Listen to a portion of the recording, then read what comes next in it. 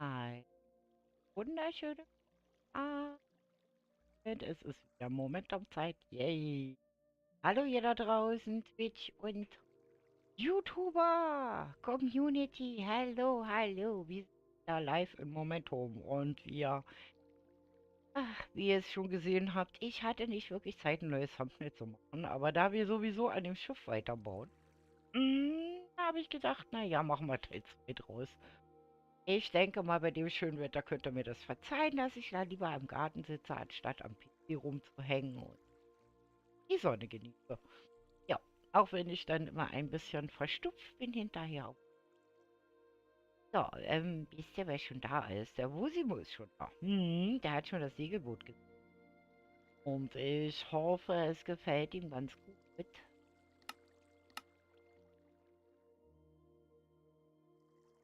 Einhorn, Einhorn. Hallo, Musik auf. Ich setze mich hier einfach mal hin. Dann werden wir hier sehen, wenn er fertig ist. Von den anderen werden auch noch ein paar kommen. Sind noch ein bisschen spät dran. Unserem Frei habe ich heute auch schon eine Nachricht geschickt, wenn ich mal Lust hat, mal wieder hier zumindest zu gucken, was wir hier leisten. Weil es wird Zeit, dass er langsam mal wieder auftaucht. Aber bis jetzt, naja. Okay. Hallo Bobo. Hallo, wo ist... Na, wir sitzen auf dem Einhorn. Ja, Die ist sind mal ja was echt wie anderes. Unkraut hier. Überall stehen die Viecher. Sogar bei mir im Amtsgericht. Ich weiß ja nicht, was der Richter dazu sagt. Ich glaube, das ist eine Invasion der Einhörner. Invasion Phantasialand oder so. Ja, Ich habe ja erst gedacht, ich habe irgendwie falsche Süßigkeiten eingegeben. Ja, hier gesehen. Ah, schlimm. Der Brenner kommt. oh oh. Er wird schnell versteckt. Sind nicht.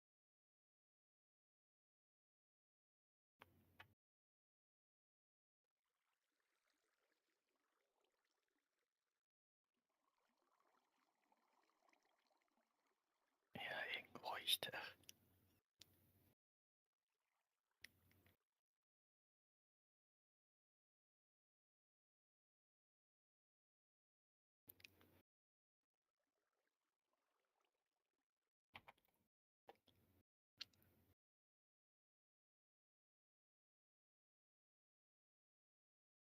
Drei.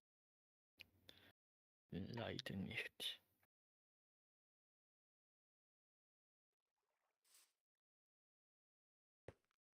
Bei den Bäumen. Das ist ein gutes Versprechen. Ja,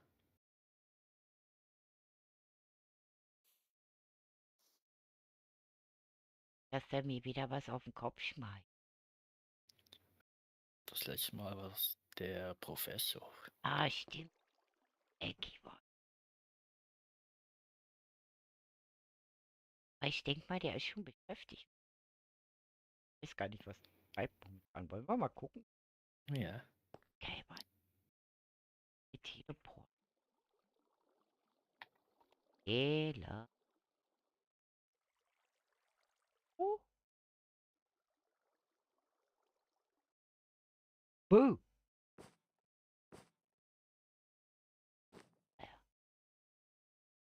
Ein Wunder, dass der nicht antwortet. Der steht schon wieder dumm herum. Hallo. hallo. Hallo. Hallo. Er Ich kämpft schon glaube, wieder er mit ist, seiner Voice. ich glaube, er ist der Start. Das kann gut.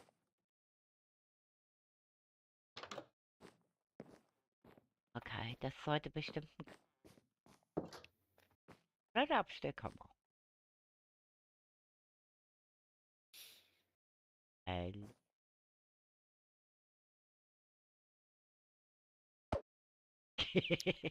Nicht getroffen, schnapp gesoffen. Na, aller Japaner, hast du dich gemutet oder warum hören wir dich?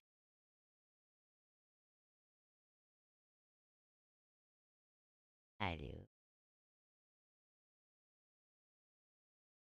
Oh, wollen wir zum Brunnen?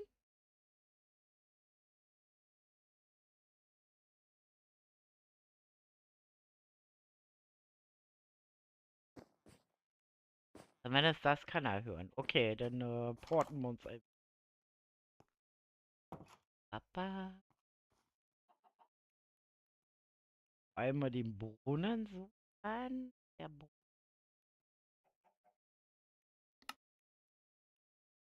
Teleport. Erster, erster. La la la la la. Weiter.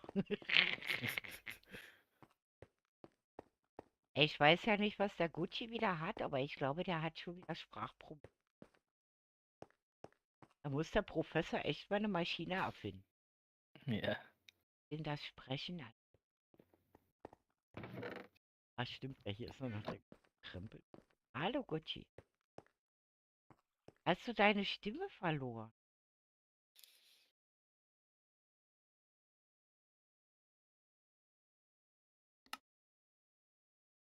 Hallo? Ja? Hab ihn schon auf volle Pulle, aber ich höre ihn nicht. Bei ihm kommt auch nicht so ein Lautsprechersymbol.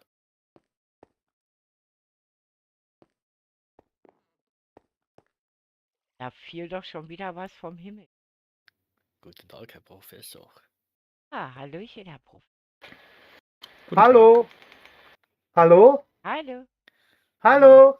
Hallo, Gucci, wir hören dich. Hallo, hört ihr mich jetzt? Oh, meine Ohren.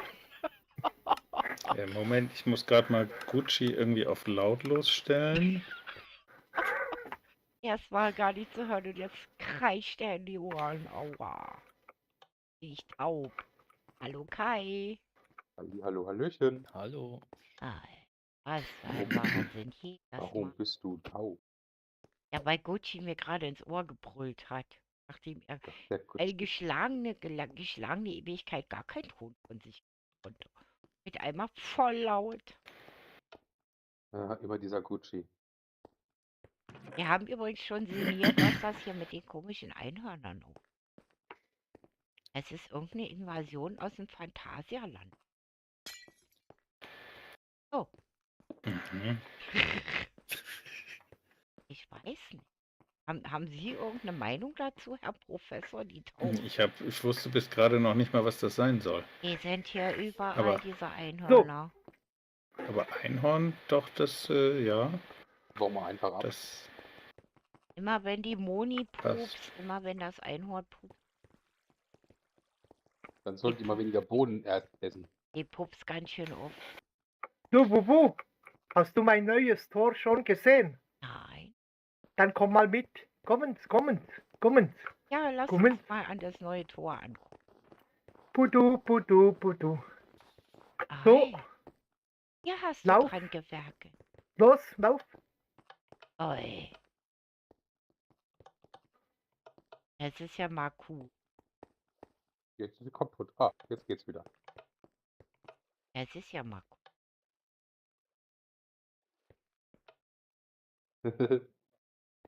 Das kann sich zweiteilen, aber ich finde das cool. Au, Das ist jetzt mit Command-Block gemacht. das finde ich toll. Gucci hat wieder was Neues gelernt. Nein, das ist alt. Das Das ist ist uralt. Nein, das Ich- ist neu, ich- das Tor. Das das war da neue letzte Woche noch Tor. nicht. Genau, das war noch nicht Bubu, ich da. wollte bei dir eine Rampe machen zum Schiff. So. Okay. Das Das wär Problem cool. bei dir aber ist, weil du halbe Blöcke hast, geht das nicht. Es Oh, halbe klappt nur mit Ach, ganzen Blöcken. Du meinst auf dem Weg oder was? Nein, vom Weg zum Schiff Ah ja, weil es schräg eine ist. Rampe, Ja, weil das wo du schräg. dann nur auf den Knopf, auf einen Hebel drücken musst, Das können wir damit dann ändern. die... Das können wir ändern. Ich kann ja sowas wie ein Ding machen und einen geraden Steg. Das kriegen wir doch hin, oder? Ja, aber das Problem sind deine halben Blöcke. Da sind dann Wir keine halben brauchen Blöcke einen mehr. Kammernjäger. Wir Gut, brauchen ich einen lasse dir mal Kammerjäger. diesen Steg machen und dann Schaust du mal. Und dann schaue ich mal, ob das, weil Platz für die Commands, die habe ich. Für die Command-Blöcke habe ich. Bei dir. Okay. Wir brauchen einen Kammernjäger. Ja, ich Wir höre haben Maul, schon. wir haben Maulwürfe. Guck mal, hier sind Löcher im Boden. Wir brauchen einen Weiß- Kammerjäger. Ja, hier. Wir brauchen einen Kammerjäger. Ei. Da ist ein Loch.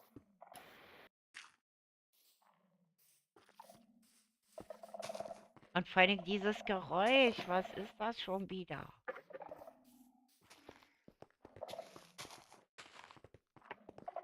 Hört ihr das? Da hat sich doch hier wieder einer eingenistet, so ein Betten hüpft.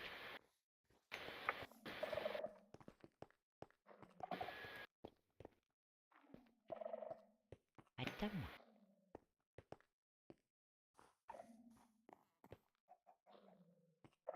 Hier, Wo sind die schönen Hier. Rosen? hier drunter, So. Herr Professor. Hier. Was Echt? ist da? Da ist Das ist Erde. Ungeziefer. Da. Ungeziefer. So, ich gehe War jetzt das? mal weiterarbeiten.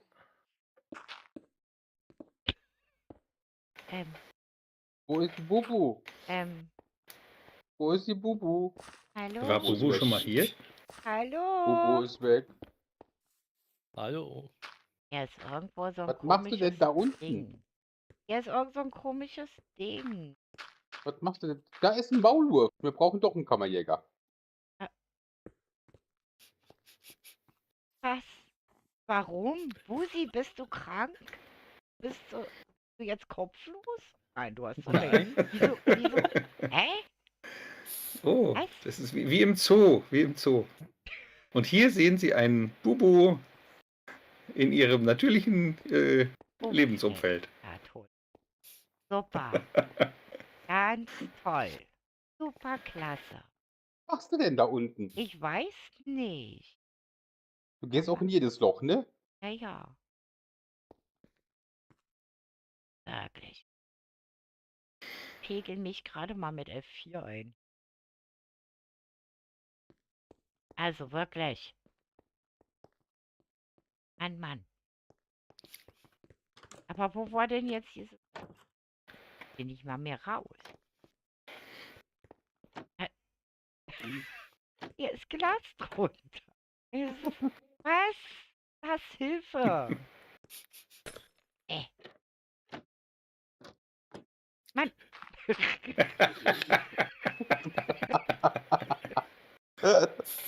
Warum? Was? Ah. Busi ist jetzt dauernd kopflos begraben. Körperlos. Da ist jetzt ein Grabstein da unten.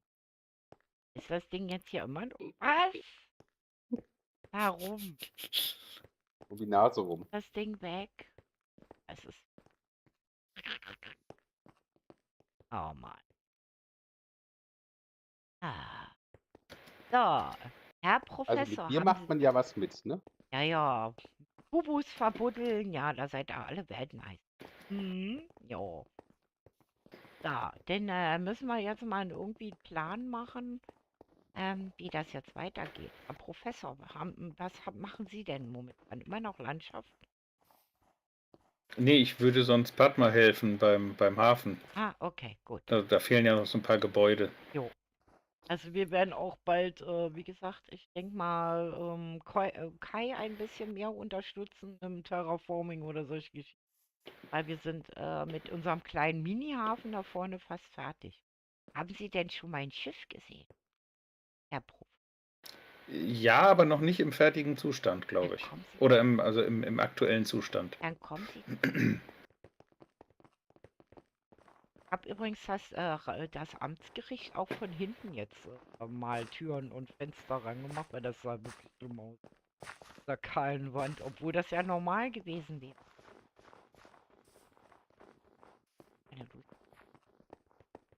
Ist immer so kalt an den Füßen. Oh, hier läuft Da schon musst wieder du dir Wasser. Schuhe anziehen. Habe ich keine Ahnung. Doch schon. Hier läuft schon wieder Wasser, ist ja nicht mehr eingefroren. Ah ja. Der Rito hat eine Menge gemacht.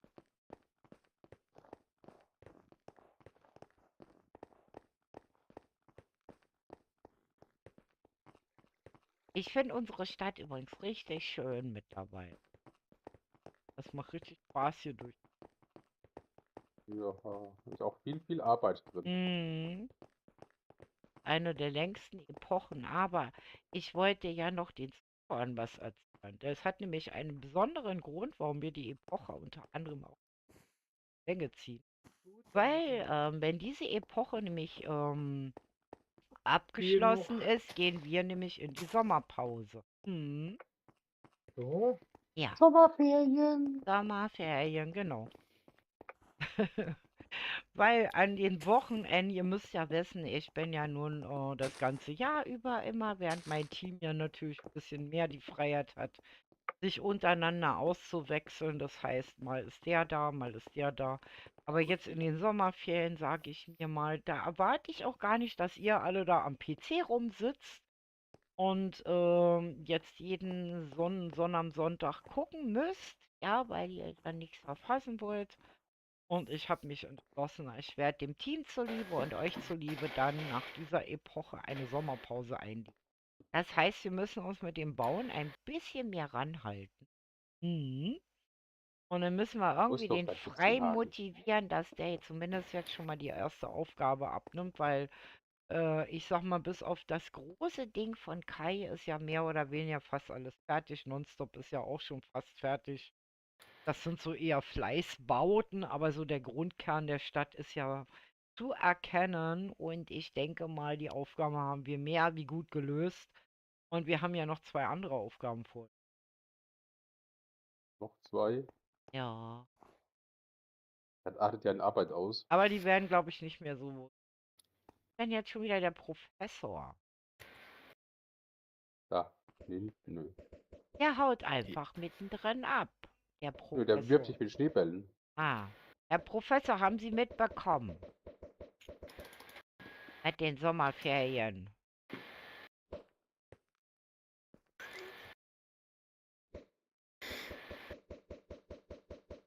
Ja. Gott. Würden Sie das Frau Pattner auch mitteilen? Weil Frau Pattner wird wahrscheinlich... Nein. Nein, die kriegt keine Sommerferien, die muss jedes Wochenende rein. Nein. Ja. Oh, sind aber ganz schön böse. Ja. Schauen Sie mal, Herr Professor, ich habe die Rückfront jetzt gemacht. Kann man Oh, doch so schön. lassen, oder? Aber es fehlt immer Ja. noch so das Erkenntliche für ein Amtsgericht. Und da habe ich überlegt, ich werde wahrscheinlich diese nette, schöne Laterne hier abreißen und werde jetzt so Statuen vormachen. Einmal vorne und einmal hier hinten. Dass man das als Amtsgericht auch erkennen kann. Wir können ja die Ja, manchmal hilft das ja auch, wenn man zum Beispiel oben an diesen Giebel irgendwie noch was dran macht. So ein Wappen oder was ist denn eine Waage? Das Symbol für ein Gericht ist doch eine Waage. Stimmt, Justi. Genau. Mal drüber sinnieren, wie ich Frage hin.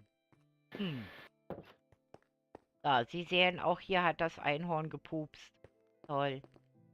Ich habe Angst, es wegzumachen, weil das könnte ich, dass da die heiße Luft drin gefangen ist. Einhorn. Schauen Sie mal. Ich finde, das sieht jetzt viel besser aus als mit diesen dicken Stämmen als Masten. Was meinen Sie, Herr Professor? Und Herr Nee, Kai, der wieder ich gehe mal hin. verschwunden ist. Weil ich habe mal die Quermasten, dabei hatte ich vorher Stämme, aber das sah irgendwie aus. Da langsam nimmt das ja Form an. Nee, ich habe überlegt, man könnte ja hier so ein Podest hinbasteln, was auf der Höhe ist und dann wäre das vielleicht kein halber Block mehr. Da müssen wir gucken, dass die Höhe dann kein halber Block ist. Ja. Dass er das da.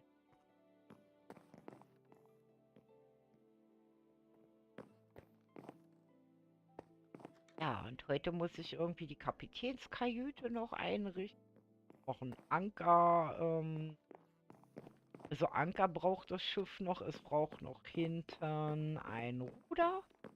Jetzt schwimmen ja auch noch mehr Einhörner. Das gibt's doch gar nicht. Das ist eine Invasion. Wir werden invasiert.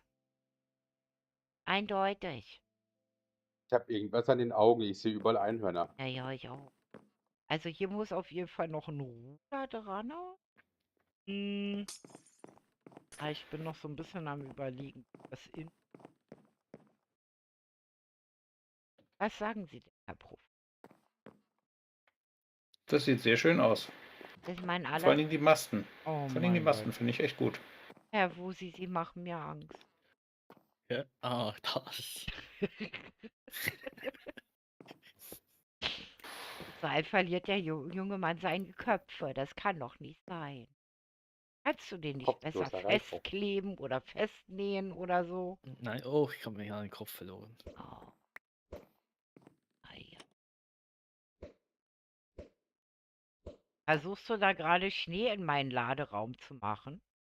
Nein.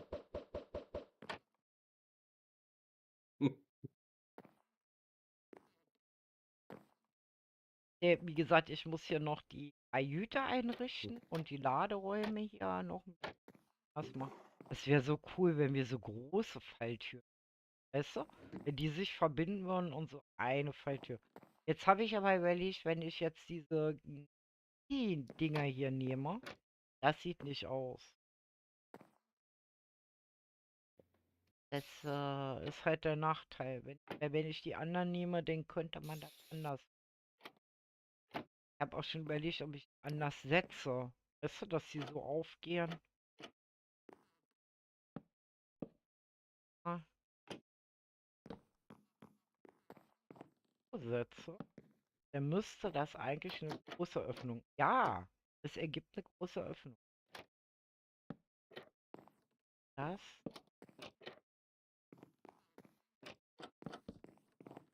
Das. Machen. Nee, die passen nicht. Da könnte man eine größere Öffnung machen. Weil hier an der Seite ist halt.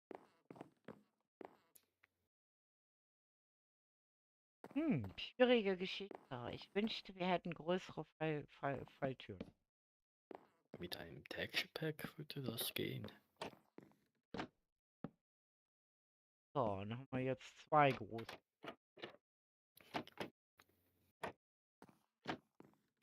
Den könnte man hier natürlich.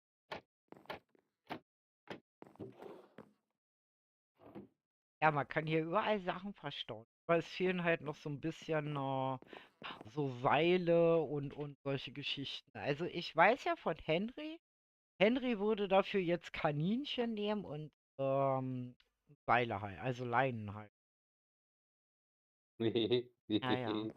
Aber das ist halt schwierig mit der Reling hier Kaninchen zu. Das ist das schwierig.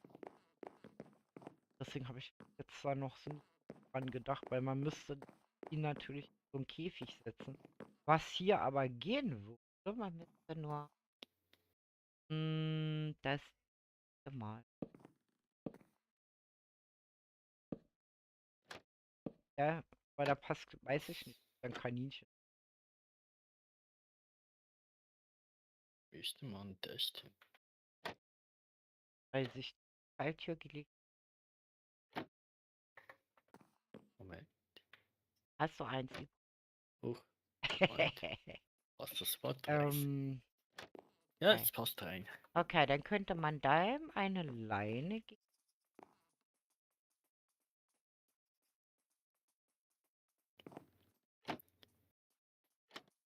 Oh, eine und dann könnte man das irgendwie anwickeln. Achso, die Leine.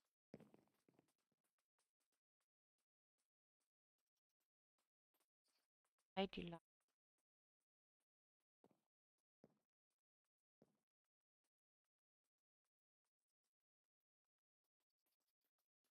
Lang sind die.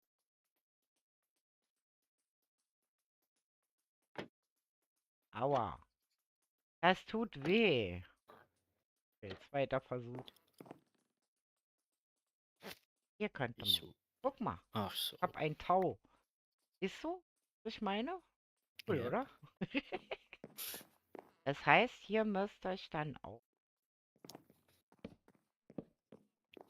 Braucht hier beim Hafen noch irgendetwas? Nö, eigentlich, jetzt habe ich. Hast du noch einen Hasen? Moment. Ja, ich habe noch eine Hase.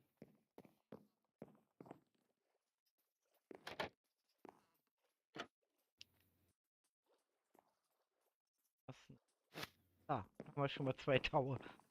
Ähm, Diese Hase war ein das Pechschlag. ist der Bordhase. So, tschüss. Aber jetzt verstehst du das Prinzip, was ich meine halt. Weil, Ja. aber es ist halt schwierig, weil ich muss dann hier irgendwo machen. Warte mal. Noch eine Leine hier.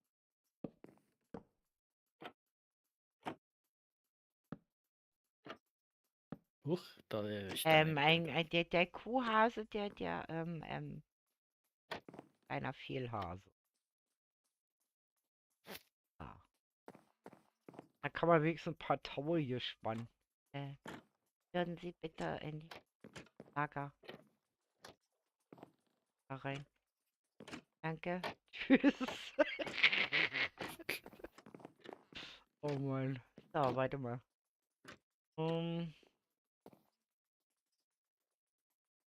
Der ist. Mach ich hier ein.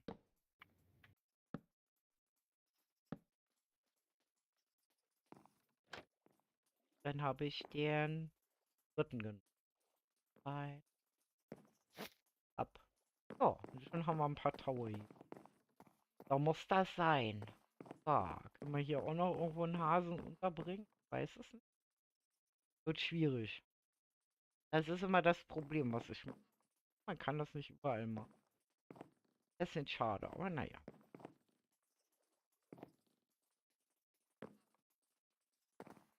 Hier vorne das Gefäß an. So Ich ganz. mache schnell einen Rundflug. Ja, macht. Bin gleich wieder da.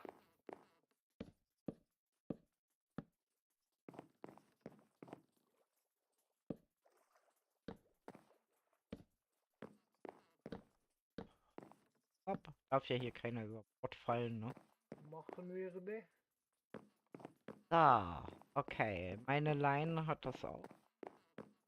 Jetzt fehlen hier natürlich immer noch so schöne Dinge wie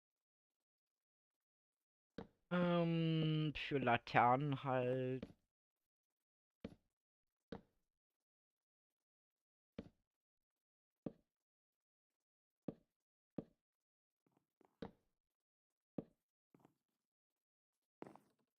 Okay, dann machen wir Laternen.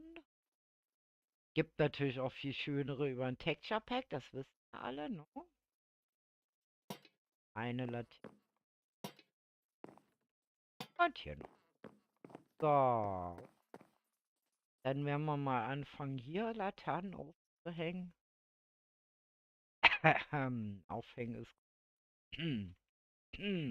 Ich sag jetzt mal nichts. Okay, hier könnten wir. Ja, nicht, dass wir hier dann lauter Mobs. Auch nicht.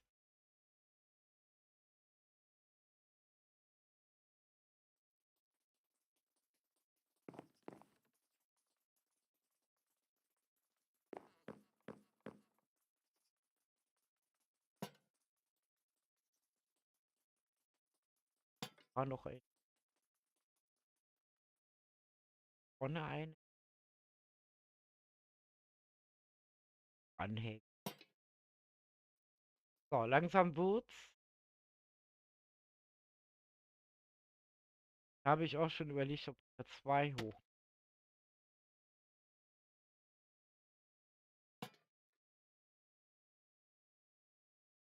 Okay. Einfach so, dass das Bett hier nicht ist.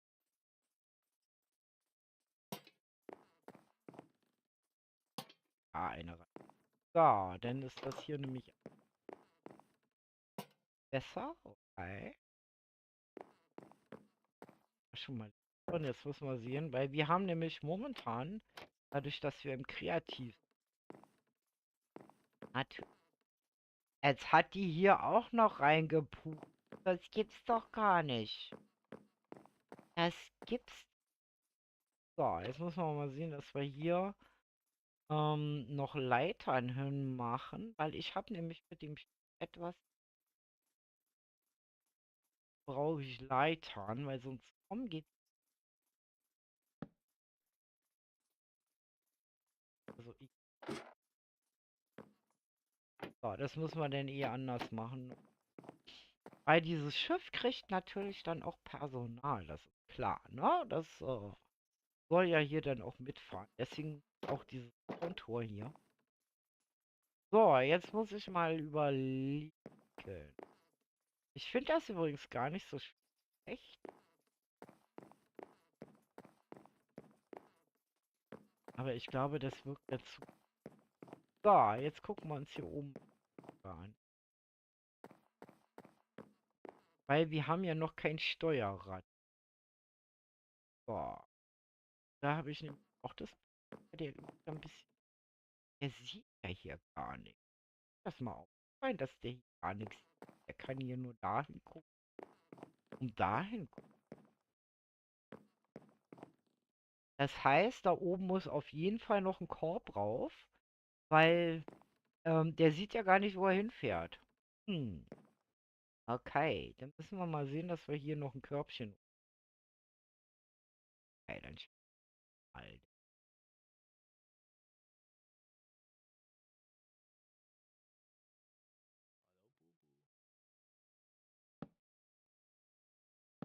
So hier. Der Ach, dann hier bist nachher du. hochkommt, weiß ich. Hast du eine Ahnung, wie man das machen kann? Dass man Ähm, Aber auf der anderen Seite ist es nicht weiter schlimm, weil ich will da einen Villager reinsetzen. In der Hoffnung, dass der natürlich nicht so doof ist und sich dann eine kleine Frage, das hinter meinem Schloss Ja. wird auch was gebaut. Ja. Weißt du was? Nicht? Okay, dann ist das irgendwas, was ich nicht sehen sollte, denke ich mal. Weiß ich, was gebaut. Hat da jemand was bei deinem Schloss? Das sind irgendwie so grobe farbige Umrisse. Ja, ich gucke mir das gleich.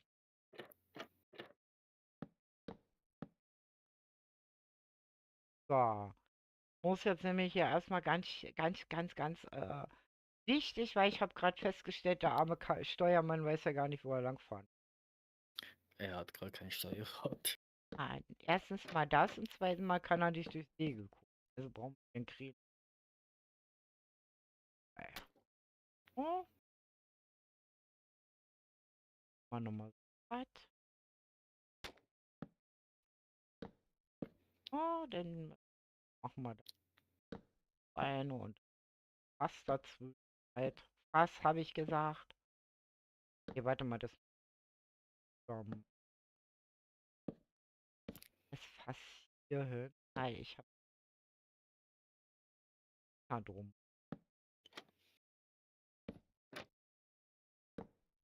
Selber schöner aus. Ja, Leermann irgendwas.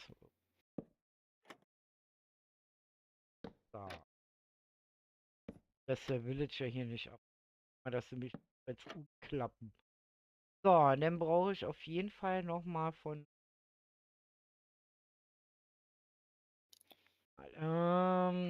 Aua. So, gleich soweit. Das Steuer, wie gesagt, kann ich dann. Okay, gut. Ist zwar ein bisschen übertrieben hoch, der Mast, aber ist egal. Ja, da muss er halt eine laute Stimme haben und. Ja. Weil hier kriegt er hier so ein kleines Podest, weißt du, mit Steuerrad und da muss der von oben immer brüllen dann immer Steuerbord, Backbord, geradeaus oder so. Geht halt nicht. Eisberg Weil voraus. hier kannst du ja nicht durchgucken. In die, egal wie hoch. Kannst du nicht. Es ist sehr merkwürdig. Ja. Da hat man sich überhaupt keine Gedanken drüber gemacht, dass die. Es sei denn, die haben so Seitensiege gehabt. Aber es gab ja auch welche, die einfach die. Das Bild, was ich die habe, das sind ja so Dreiecke. Schräg stehen, da kann man dran vorbeigucken.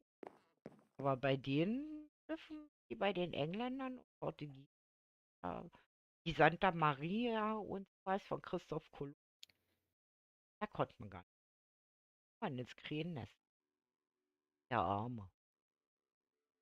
Ja nicht. Warte mal. Ich kann ja mal eine Leier, sondern eine Leiter. Einfach mal da ranbasteln. Das, auch wenn man nicht hochkommt. Jetzt wurscht. Sind da mal sehr, sehr.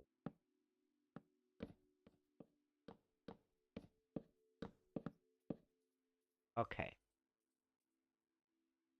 Weil, wie gesagt, solche kleinen, feinen Details, wie gesagt, wenn ich dann Villager oben hinsetze, der soll ja hier nicht dauernd die Treppen hoch und runter klettern, die Leiter. Ja. Der bringt sich da um. Der arme Kerl. Ja, okay, dann gehen wir uns erstmal angucken, was du machst. Was da. Moment. In die Okay. Richtung. Bei Es deinem ist langsam Schloss. so groß. Ah ja. Aber das Schiff, da bin ich stolz drauf. Mein erstes wirklich handmade aus dem Kopf gebautes Schiff mit wo. Also ihr seht, üben. Guck mal, und Nonstop wird auch immer. Er hat jetzt schon Fachwerk an seinen Häusern. Wow. Sehr schön. Okay, dann fliegen wir mal rüber zu seinem wunderschönen Schloss. Hier hinten fährt auch noch ganz viel. Aber das werden wir alles noch. Hier ist das kleine Dörfchen. Da ist die wunderschöne. Das nicht. Bin immer wieder beeindruckt. So, hier war ja die Kohlemine hinter. Ja. Dann gleich dahinter ist. Da ist. Okay, stören tut's nicht, aber auch. Ist mir gerade Ich glaube, das ist ein Projekt. Das könnte entweder von Eki und Padma sein. Das sieht, bauen nämlich oft so mit Wolle vor. Okay. Hier ist auch ein Schild dran. Da steht nichts drauf, da Steht steht nicht. einfach 9 drauf. Das sind, glaube ich, die Blöcke. Ich weiß, dass Gladys teilweise baut. Uni weiß ich nicht, kann ich nicht einschätzen. Also es kann sein, entweder einer von unseren Neuen, der das macht. Also von unseren ganz Neuen. Das kann auch. Ja, mal sehen. Also, das hat bestimmt eine bestimmte. Also das, ich würde eher sagen, das ist ein Hafengebäude. Das ist so ein, ach, in Das Hamburg. stimmt. Weißt du, wie in Hamburg die, Mann, mir fällt's nicht ein. Hamburg. Speicherstadt. Hamburg. Das sind Speicher. Aber das ist hier Das einfach. sieht sehr danach aus. Das ist hier einfach aus. hier Ja. hingebaut und dann mal Ja, die machen das hinterher wieder weg. Das sind Okay. nur zum Ausprobieren der Größenverhältnisse. So wie Eki das mit der Zitadelle auch gemacht hat. Ja. Das sieht eigentlich eher typisch nach Eki und Padma aus. Bauen meistens Dinge mal vor. Okay. Die können ja mal gucken. Können sie auch Ja. mal fragen. Ich weiß gar nicht, ist Padma schon da? Ja, Padma ist schon da. Frau Padma Ja. haben wir nämlich noch gar nicht. Ich bin immer wieder begeistert, wenn ich dieses wunderschöne Schloss schaue. Ich bin auch immer so versucht, mir nochmal so schöne Gebäude rauszusuchen. Weil die können ja nicht die ganze Map mit Schlössern vollkleiden. Das funktioniert nicht. Das ist ja. Die Renaissance hat zwar vieles davon, aber nicht ausschließlich. Da gehören ja auch. Ja, ich bin auch immer wieder fasziniert, wenn ich hier diese Zitadelle mir an. Das habt ihr so toll hingekriegt.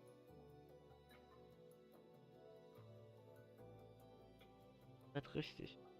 Das ist so richtig das Aushängeschild mittlerweile schon vom Team. Wahnsinn. Jetzt Chromatblöcke hier. Das ist eben das, was man mit Kenshi noch Ja. anschauen muss. Das kriegt er. Kriegt ihr beide noch gebacken.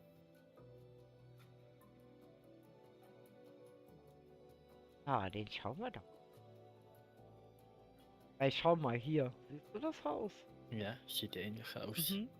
Deswegen sage ich ja, dieser Baustil kam mir doch bekannt vor. Ah, hier hinten ist. So, stimmt. Weißt du, was ich noch bauen muss? Ich muss ja hier noch diese Moschee. Ah, Ey. Ja, damit wir Ja, diese hässliche Rückfront hier verdecken. Auch nochmal ein ziemlich großes. Weil ich habe überlegt, ja, ich möchte eigentlich eher, ja, Kuppeln bauen. Ich hasse Kuppeln bauen, aber ich muss da durch. Ich muss meine Angst beseitigen, rund zu bauen. sonst kann ich das mit den Kuppeln unterstützen. Kennt da eine Seite, wo man das Schritt für Schritt machen kann. Das wäre cool, weil du weißt, es ist ja eigentlich so eine halbe Kuppel, die auf dem Zylinder steht. Und daneben sind quasi ja diese zwei Türmchen meistens oder vier oder so. Weißt du, wie ich das meine? So ähnlich wie Ja, das Taj Mahal. Aber das Taj Mahal ist leider älter wie die Renaissance, sonst hätte ich das Taj Mahal dahingestellt. Das wurde irgendwann schon vor Christus. Ich glaube, das könnt ihr mal. Das Taj, das Taj Mahal. So, Taj Mahal. Taj Mahal 16. Nein, das könnte ich bauen. Das könnten wir bauen, Tatsache. Das ist von 16, 1648. 48.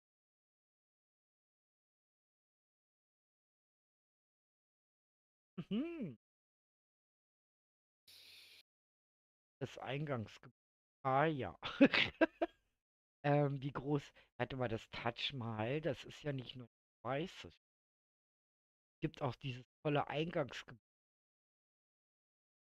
Warte mal, ich gebe dir mal die Seite, wo ich.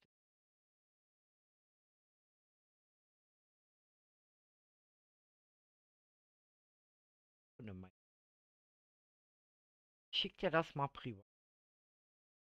Okay. Geh mal auf die Seite und da siehst du die Foto. Aus rotem Sandstein und weiß. Aber diese ganze Deko kriegen wir nicht. Weil ich finde das so. Aber das wäre noch. Ich glaube, das wäre eine richtige Eingangs.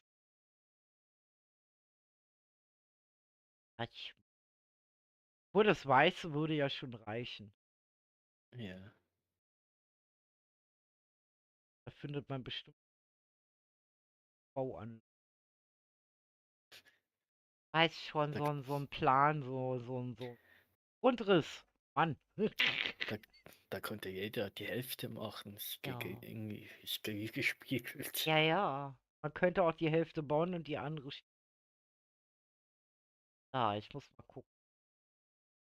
Weil das Taj Mahal finde ich einfach genial, aber es würden die Gärten fehlen. Das wäre schade drum, oder? Äh, der Graben wie hier auf dem Bild.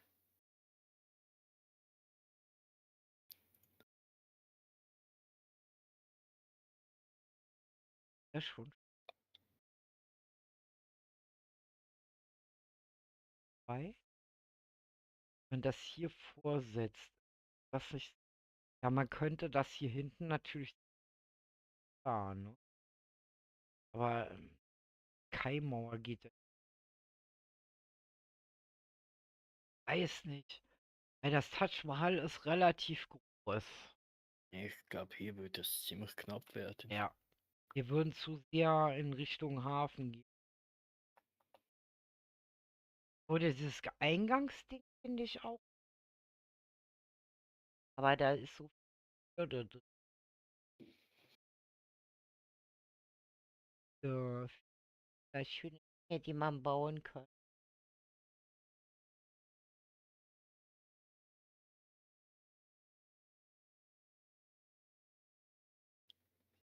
Schwarzer Touch mal.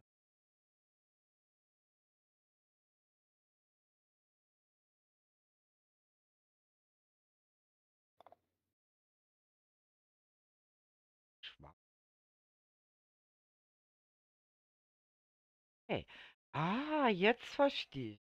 Taj Mahal ist eigentlich nichts anderes als eine Bezeichnung für ein Gebäude, was quasi innen drin diese Kuppel hat und diese 4 bis 6 Türmchen. Ah, das kann ich dir gleich mal zeigen. Warte mal, ich weiter. Da siehst du das nicht. Taj Mahal ist, wir nennen das nur Taj Mahal. Aber Taj Mahal ist Tatsache eine Bezeichnung für solche Gebäude. Ah, okay, wusste ich gar nicht. Ja, ich auch. Man lernt nicht aus. Man lernt einfach. Du siehst, hier sind verschiedene. Und das Weiße. Schwarze, verschiedene Bauarten. Also, im Grunde genommen bezeichnet das nichts anderes als ein Gruppenbau. Im Grunde genommen so ein Gebäudekomplex mit diesen Türmchen. Das könnte man kriegen. Ja, Weil hier weiter nach unten Holz da ist. Das könnte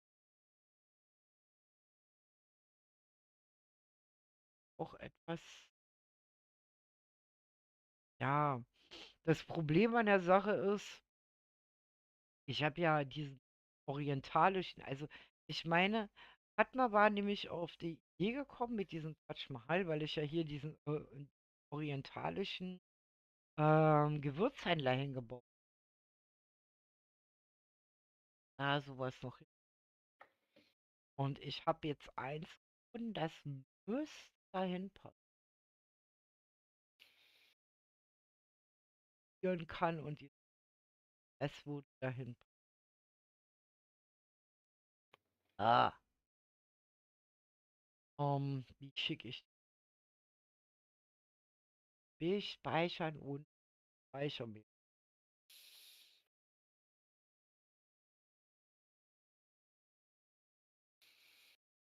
Hoffe. Dass ich dir jetzt nicht noch das dritte Mal dieselbe. Boah,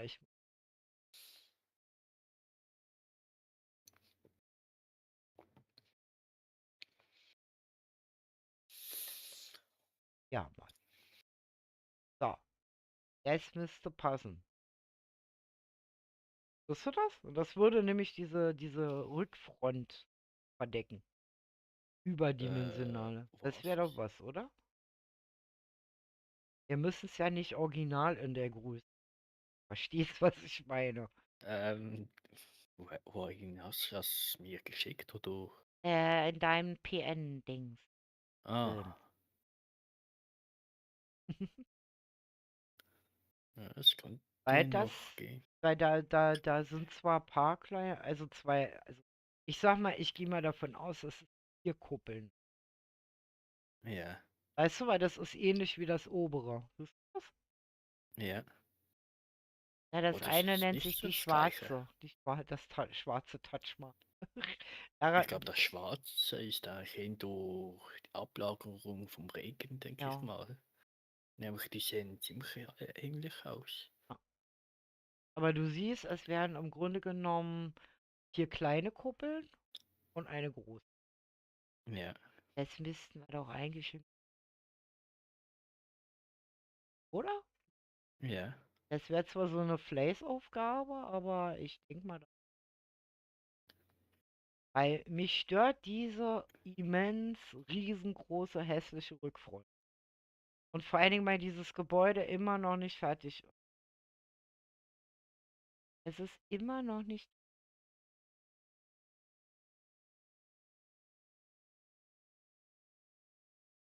Aber um das einzurichten, das glaube ich, geht ja eine Ewigkeit. Ja, und wie gesagt, das verlangt ja auch keiner, aber zumindest außen sollte es fertig sein. Das ist das, was mich ein bisschen triggert, während wir eine ganze Stadt bauen, ja.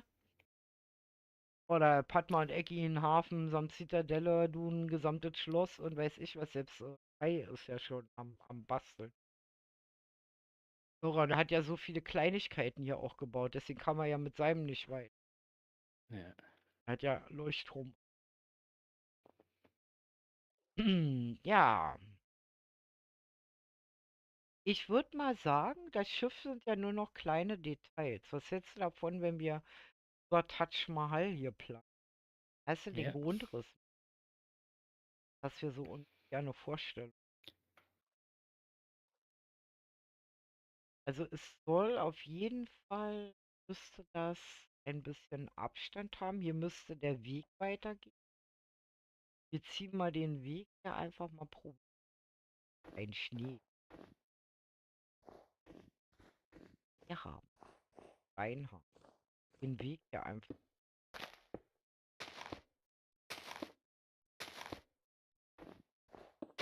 Das war ungefähr wissen. Weil wir müssen ja überlegen, wie der Eingang sein soll. Weißt du, auf welcher Seite?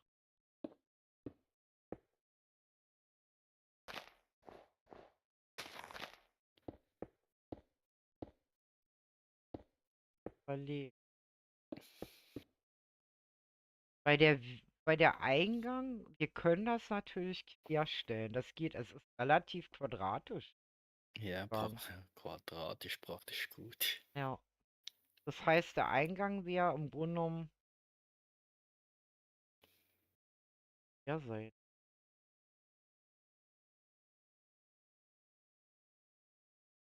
Ja, schöner wäre natürlich, wenn man so vom Wasser kommt. Also ein Seitenangang rein, weißt du? Und Ja, dann vorne so, weißt du, richtig so mit so einer, Brücke. so Gartendeko. Weißt du? Ja. Ja, okay, dann nehmen wir uns mal Wolle. Wolle. Wolle. Nehmen wir gelbe Wolle, die sehe ich am besten. Auf blau. Gut, dann müssen wir mal überlegen. Also das erste, wir müssen den ersten Turm mal hier gucken. Wir den hinstellen. Stellen wir den ersten Turm. Ich muss mal kurz mir das Bild an. Das sind so, warte mal, Ähm, das sind so sechseckige, kann das sein? Das Sechseck. Eins, zwei. ja, es könnte sein. Ja, würde ich sagen, so ein Sechseck. Gott. Sechseckige Türme. Ich werde nicht. Kann ich schnell AFK gehen, Kaffee kochen? Ja, mach. Okay, bin Kannst du mal gleich da. drüber nachdenken. Oh. Ja, Sechseck. Christus. Sechseck.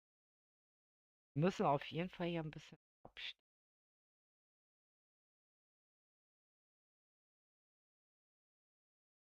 Äh.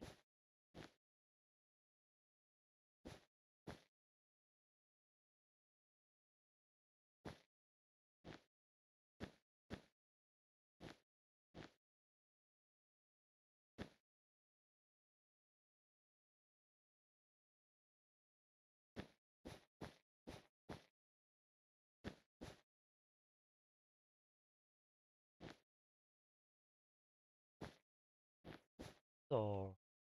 Sagen so. Hat jetzt ein paar Ecken, ja, aber komm. 2, 3. 3. Da. Jetzt wollte ich doch mal trotzdem noch mal gucken. Warte mal. Frau Padma, wo stecken Sie? Hallo? Frau Padma? Hallo? Frau Padma? Guten Tag. Hallo?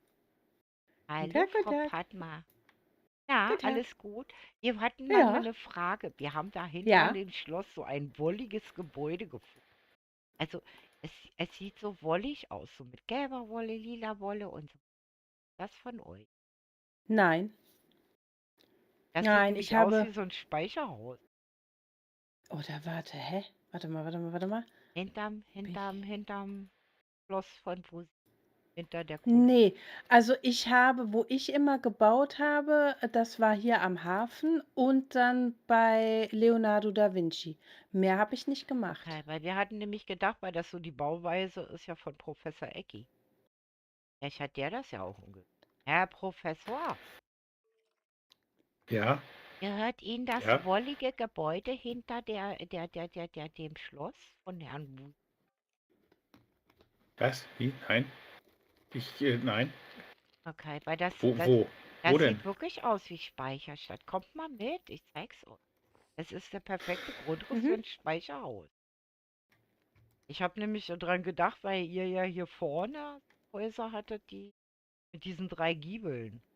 Das sieht nämlich auch so aus.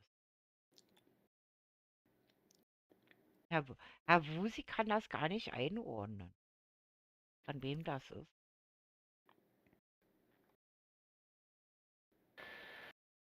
Dieses Schloss immer wieder schön, wenn das aufploppt. Mm, Wir bauen das ist übrigens ein wirklich schick. Taj Mahal, haben wir uns entschieden. Aber nicht das Okay, Weiße. Wir bauen ein okay. schwarzes. Also es heißt das Schwarze, weil Taj Mahal haben wir gelernt, ist eigentlich nichts anderes als die Bezeichnung von diesem Gebäude. Es gibt Nee. ganz viele davon. Schaut mal. Das könnte ein Mm, Speicherhaus. Das ist eine ja, Kirche.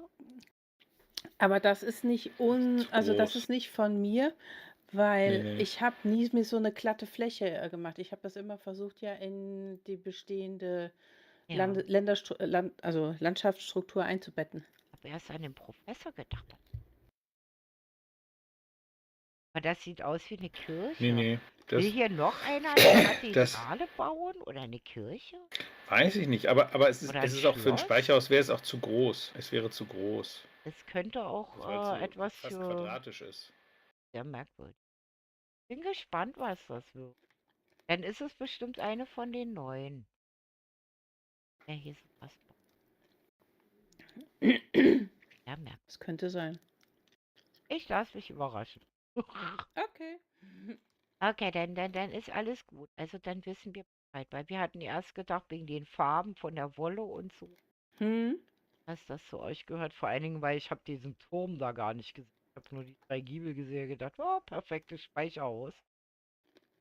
Dann mir eigentlich jetzt erst aufgefallen, wie groß und viereckig das ist. Ich denke mal, das wird noch ein Schloss. Ich habe so meine Befürchtung. Schlösserwettstreit hier. Ja, ich wollte gerade sagen, aber in der Renaissance gab es ja auch viele Schlösser, ne? Naja, und Burgen. Hm. Und Taj Mahals. Wusstest du, dass das Taj Mahal, das Weiße, 1600 irgendwas gebaut wurde? Ja, ich hatte nämlich auch erst kurz überlegt, das Taj Mahal ist Weil ziemlich das ist spät so gebaut Ja, worden. ja, aber das ist zu groß. Wir haben nämlich erst überlegt, ob wir das hinbauen und haben dann überlegt, wie kommen wir mit eurem Hafen? Und Das das ist hat einfach ein, zu groß. Einfach genau, zu das groß. hat ein Maharaja zu Ehren seiner Maharani Ich bin gebaut. auf dem Weg. Wo bin ich? Ja, ja, viel Spaß. Ja, danke. Tschüss. Bin hier oben. Oh. Versuchst du auch gerade sechseckig zu bauen? Ja, ja, also, Es, ich habe mir ein wenig Gedanken gemacht, aber die es Gedanken, ist schwierig, so auf den Sonntagabend sich Gedanken machen. also mit Kaffee geht es einigermaßen nicht. Wir müssen nur aufpassen, dass, wie gesagt, diese Türmchen wohlgemerkt nicht zu groß werden. Das ist, glaube ich, Also ein im wenig zu Grunde müsste es ein groß. Mittelding zwischen unseren beiden sein. Ja. Weil überleg mal, wenn der Turm so groß ist, wie groß muss denn dann das Mittelteil sein? Oder wollen wir Ähm, das Mittelteil bauen und dann die Türme ansetzen? Dann müssten wir aber hier relativ mittig bauen. Ich glaube, das ist die beste Lösung, Türme anzupassen. Weil das sind ja könnten nur wir, halbe, weißt du? ja, könnten wir eine Gruppe machen, wenn du weit Ja, weg gehst, dann, hat. Hat da. Offen und Modi. Oh. Nee, so ist es besser. denke ich. So, Ja. jetzt, wo der Wusi wieder da ist, gehe ich einfach mal Kaffee kochen und kann euch ja ein bisschen was dazu erzählen. Ähm, ja, warum wir da halt ein bisschen drauf achten müssen wegen den Türmen. Weil, klar könnte man jetzt anfangen mit einem Turm aber ich denke mal, es ist warte mal, ich stelle mich mal hier hin. Es ist sinnvoller, das Mittelteil erst. Ich würde es euch ja gerne zeigen, aber das ist leider bei mir noch nicht möglich. Ähm, weil, wie gesagt, ich spare mittlerweile auf ein Stream Deck und dann können wir solche Dinge nämlich auch angucken. Weil wenn ich nämlich jetzt noch ein Fenster aufmache, ich glaube, dann mag mein PC heute gar nicht mehr.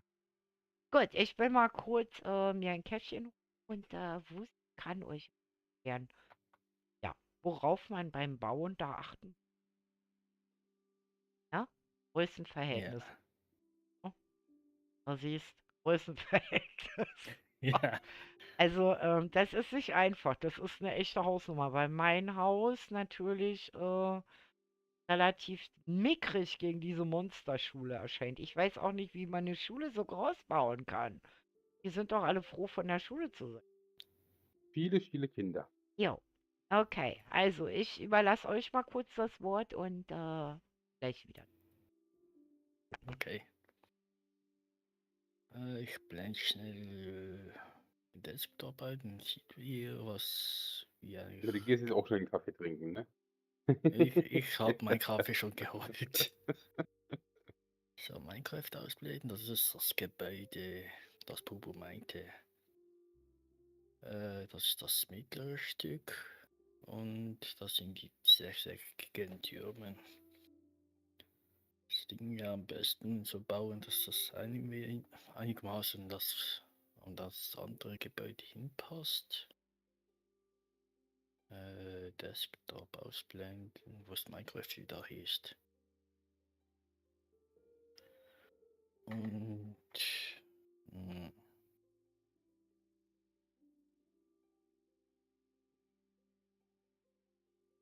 die Frage ist, was kann man hier eigentlich schon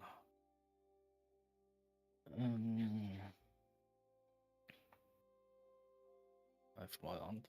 Nein,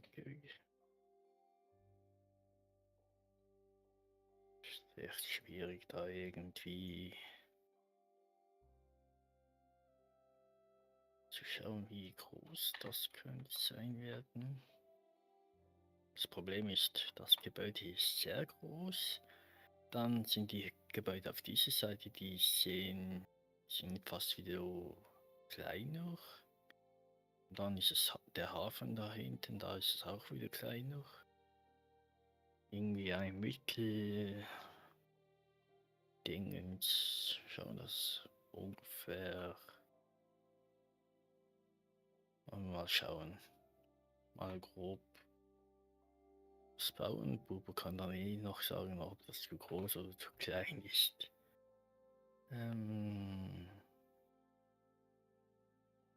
Das sind die Torbögen, das könnte vielleicht 1, 2, 3, 6, 12, 18.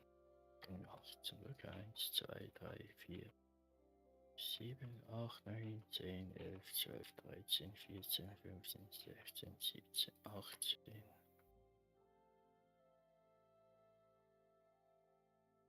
Dann nochmal 18, 1, 2, 3, 4, 5, 6, 7, 8, 9, 10, 11, 12, 13, 14, 15, 16, 17.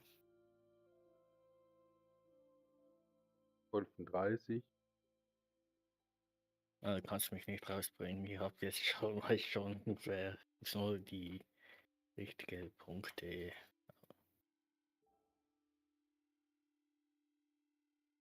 So.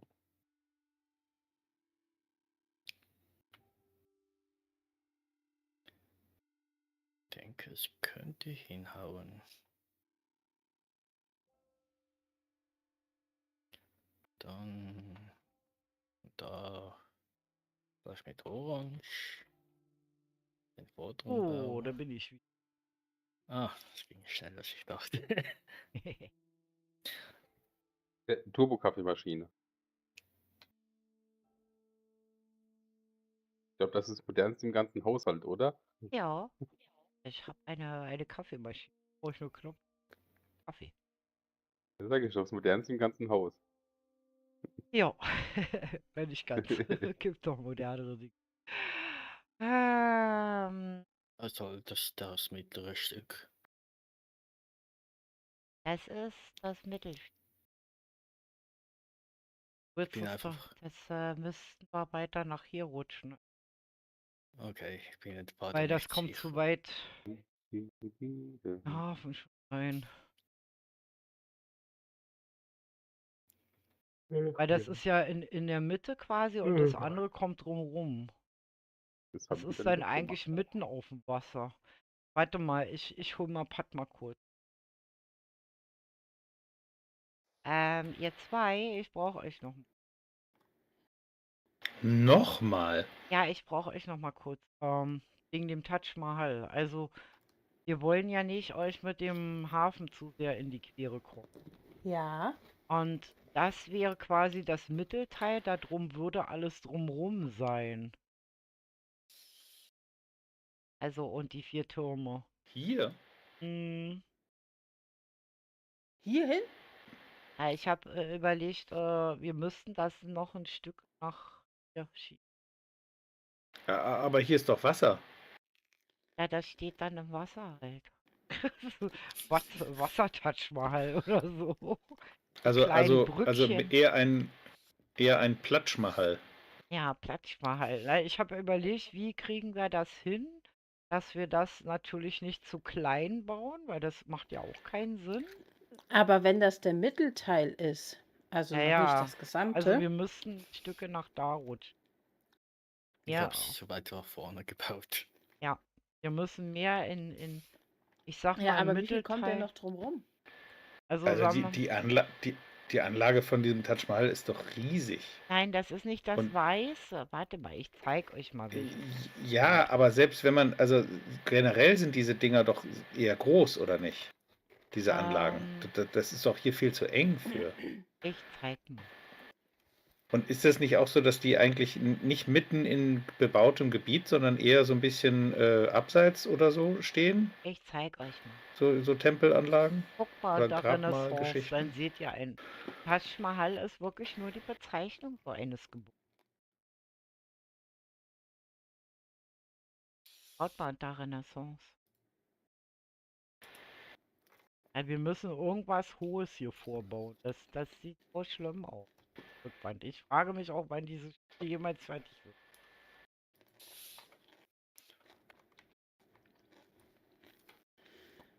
Was ihr natürlich machen könnt, das, was ihr nicht in die Breite gehen könnt, geht ihr bei diesem Gebäude einfach in die Höhe.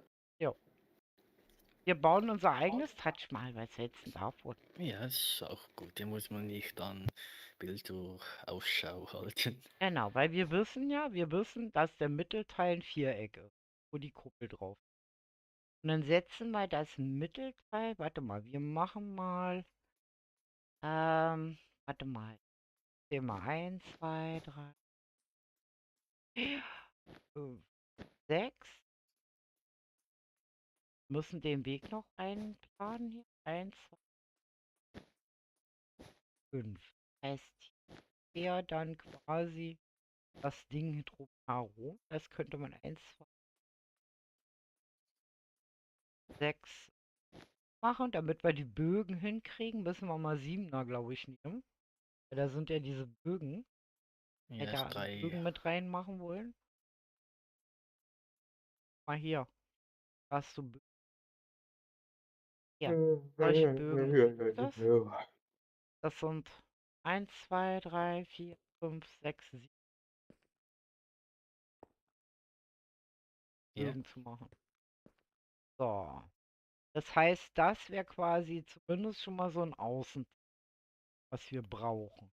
Das heißt, hier ja dann sozusagen das Innen müssten wir dann reinmachen. Warte mal, sie.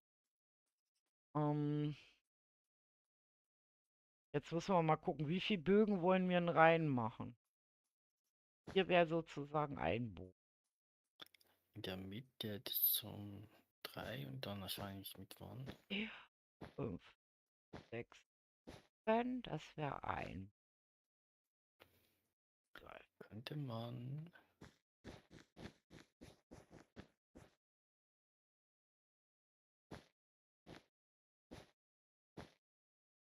Fünf.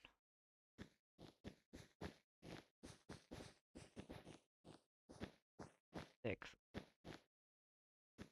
Das wären jetzt 3 Bögen.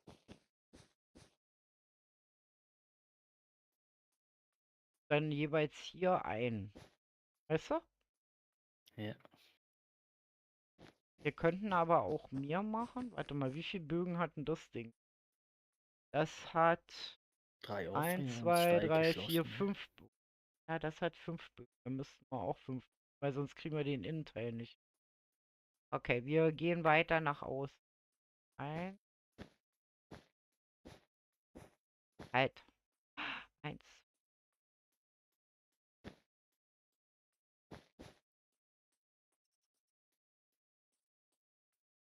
8.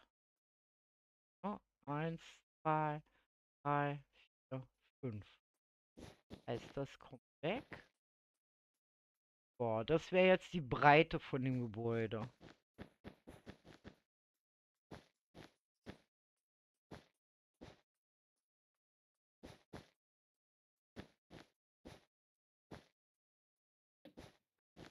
Halt.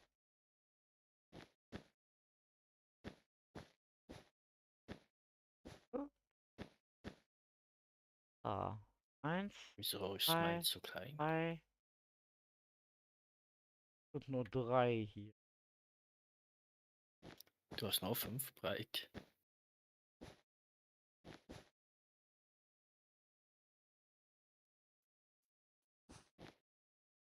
Sind die noch 5 Oh, habe ich breit? mich verzählt. 1. 1.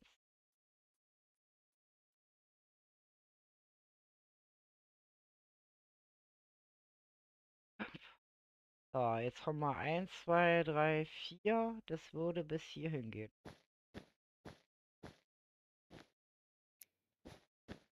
Bis hierhin.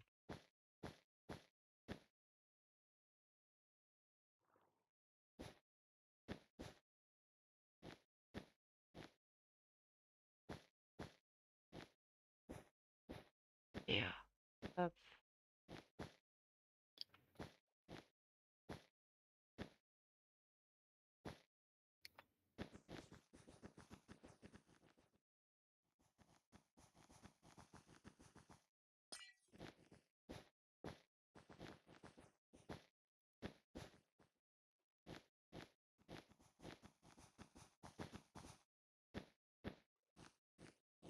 Habe ich mich schon wieder verzählt? Scheint so. Ich glaube, das ist breit. 1, 2, 3, 4, 5. Nein, ist richtig. 6. Ach nein, hier in der Mitte sind 1, 2, 3, 4, 5, 6. 1, 2, 3, 4, 5, 6. Es dürfen nicht. In der Mitte immer nur 5. Okay, hier sind 6. 6, okay. Da haben wir uns schon verzählt. Ist doch.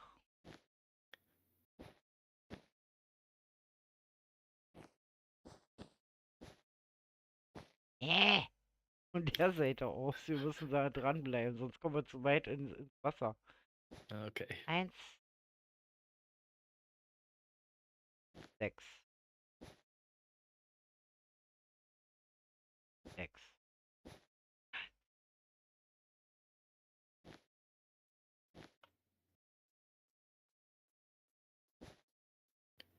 Es wird.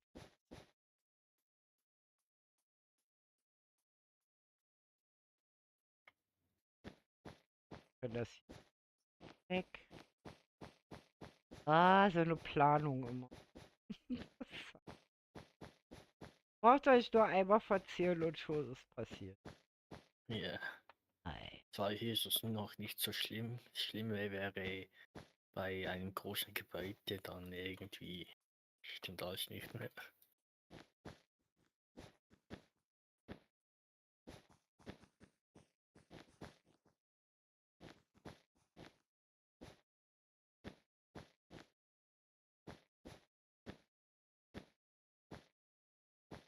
6.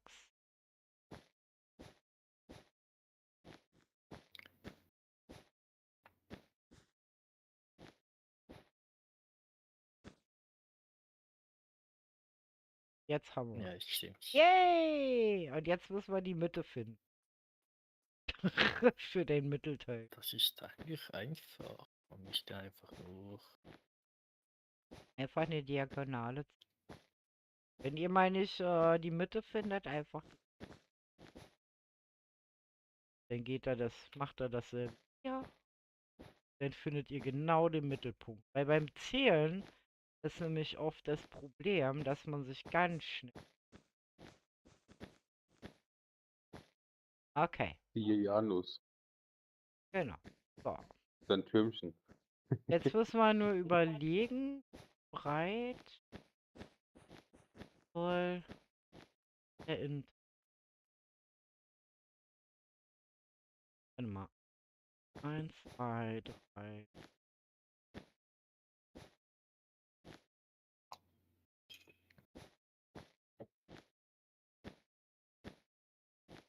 Jetzt wollen wir da auch irgendwie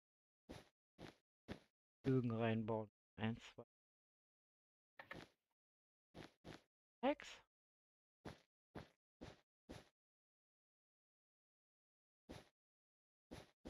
So, dann hat das eigentlich zu allen Seiten genügend Platz. Oder? Ja. Der ist schon wieder so ein Kopf.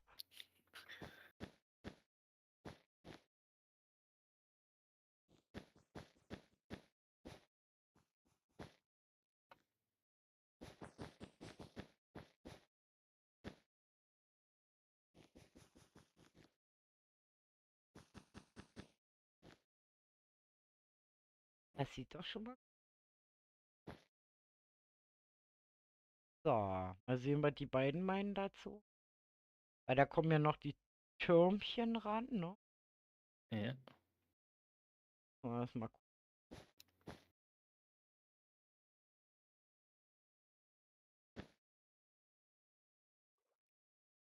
Nicht. Nicht allzu groß sieht es aus. Wäre so breit wie die Bögen. 5. Ja, es sieht so aus, als könnte sie hier reinpassen.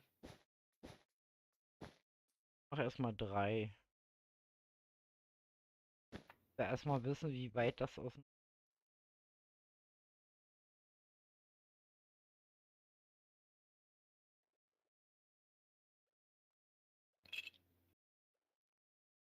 Schauen. Weit kommt das. Nee, da kommt man noch gut dran vorbei. Weil die Landzunge hier, die geht ja weg. Das machen wir hier weg. Weißt du? Das Ja. wird Wasser. Dass sie hier nur noch so ein. Nee, das muss man nur gucken, wie kriegen wir hier jetzt halbe Dinge hin.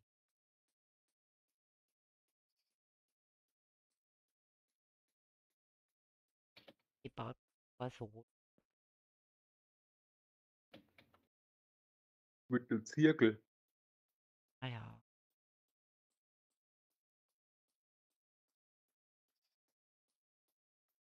Weil das sind sechseckige Türme. Kommt dir bekannt vor, oder? Nee, ich habe 7. Ach, schlimm. Mhm. Nee, aber wenn du einfach ein Kreuz hinlegst, ein diagonales Kreuz, ein X, und da drumherum baust, dann müsste es rund werden. Ja, genau. Also so ein X.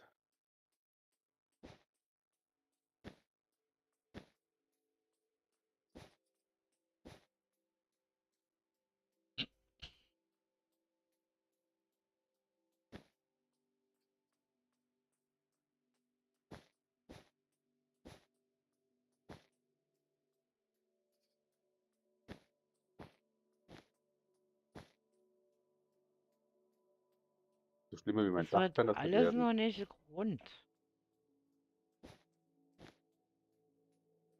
Du, wir sind in Minecraft mit ganz vielen Blöcken, da wird nichts rund. Das ist echt. Das ist kein halber Turm. Da brauchst du einen halben oder einen ganzen Turm. Halben. Das sieht doch. Ich und rund bauen, ey, das ist Katastrophe, ey.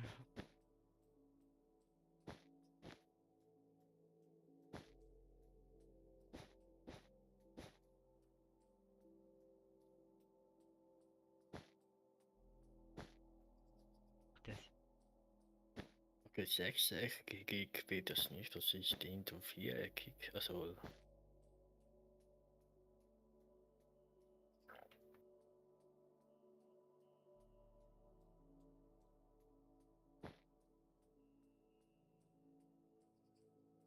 das wäre jetzt eine Variante.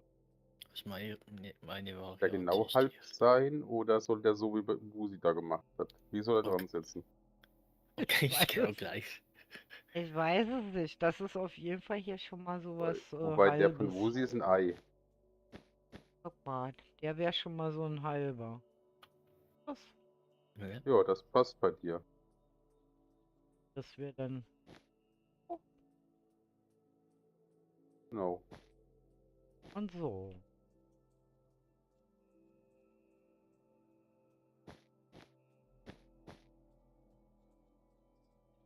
Und ja, ne? Mhm. Mal höher fliegen, dann siehst du es besser. Ja, Und das Busi hat einen Fisch gemacht. Ah ja. Fällt hier eigentlich nur noch ein Auge.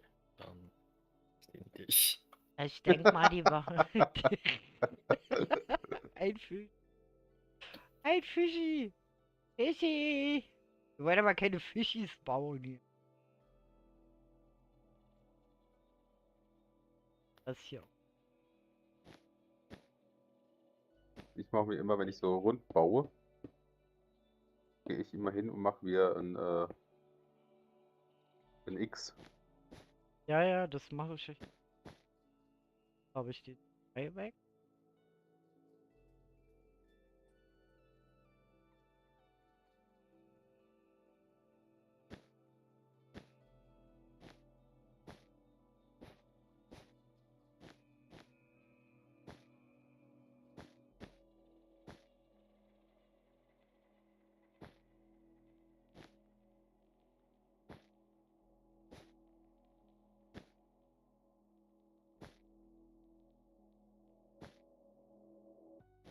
So.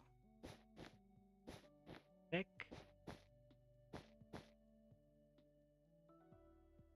Das passt so mit den Bögen nicht. Aber das ist nicht weiter schlimm, weil das sind ja auch tote Bögen. Ja. Haben wir ja festgestellt. Aber guck mal. Von der Turmgröße kommt das jetzt hin. Schau mal. Wo ich das Gebäude eigentlich eher als rechtwinklig. Aber es könnte natürlich auch viereckig sein. Lieber als viereckig. Ist einfach. Okay. Gut. Dann werden wir die beiden nochmal von ihrer Arbeit abhalten. So, wir hätten uns jetzt für die Größe entschieden. Wollen Sie beide nochmal gucken kommen, ob das jetzt mit der Größe so passt? Natürlich. Weil es wird ja relativ Ja. Ja, das Passt, finde ich oder? gut. Ja. dann einfach noch drumrum so ein bisschen dünnen Garten, Treppchen und weiß ich was oder so. Und dann habe ich überlegt, dass wir diese grüne Landzucke, die machen wir dann weg. Weil ihr habt ja hier die Kaimauer. Ja. Dann müsste Mhm. das eigentlich passen und dann wäre die Schule auch relativ gut verdeckt. Ja. Ja. Denkt ab. Okay, dann müssen wir jetzt überlegen, wie hoch müssen wir jetzt hier gehen? Also, wenn wir die Türmchen bauen. 1, 2, 3. Hallo. Frau Fuchs, Ja, gucken Sie mal bitte. Wo war ich hier? Da mache ich die Treppe weg. die kann ja. Für die, ja, pass auf, für die Kaimauer Mhm. bis zum Haus hier einmal rund. Ja. Und dieses Flache hier machen wir auch weg. Ja. Dann könnten nämlich die Fischerboote da hinten auch am Dorf anlanden. Genau. Und große Schiffe. Und mein Schiff kommt dann auch um die Ecke. Genau, siehst du? Und dann kann man nämlich hier das hier wirklich dafür wegmachen, damit das auch Ja. wenig realistisch. Also, Ja. dass das ein bisschen realistisch Ja. ist, ne? Gut, gut. Gut. Es ist Super. immer noch nonstop. Nonstop Sieg. Das ist immer noch nonstop Sieg. Hallo, Nonstop Sieg. Okay. Gut, okay, dann machen wir mal. Will da noch was testen. Ja, ja, Diese testen. Lichtblöcke. Also ich platziere einen Lichtblock und dann schauen, ob das Eis schmilzt. Überlege, ob sie eine gute Sache ist. Weil das sind ja relativ hohe Also ich mache das meistens immer Bögen. so, ich schaue die Bilder an und dann stelle ich mir das also mit Blöcken vor und dann zähle ich das so ab. So habe ich es auch beim Schloss gemacht. Also irgendwie sieht man da auch irgendwie Blöcke. Das wären 1, 2, 3, 4, 5, 6, 7, 8, 9, 10, 11, 12, 13, 14 hoch wäre. Okay, das Okay. wäre schon ziemlich. Okay, warte mal. 7 habe ich. 1, 2.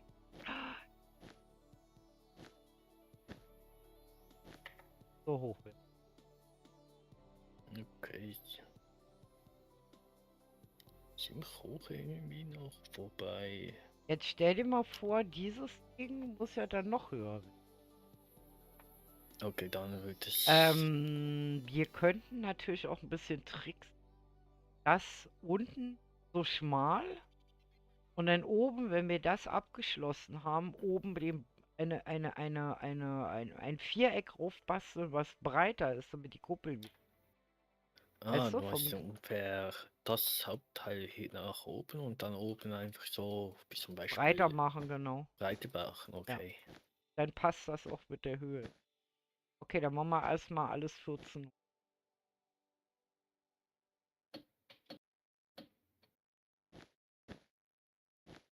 6.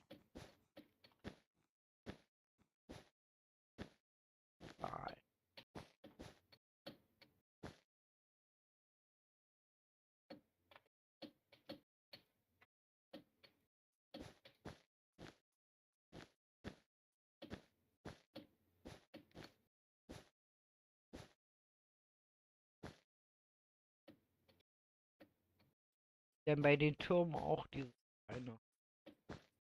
Ja. Man nicht vergessen. Halbe Turm.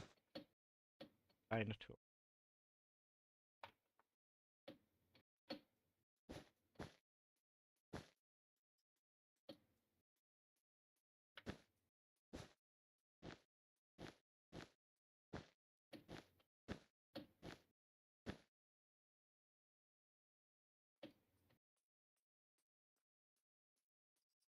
Wenn wir das nachher auffüllen, ist noch. Ich glaube, da bin Da ich müssen wir noch wie viel auffüllen. Befehl. Ah ja, dann.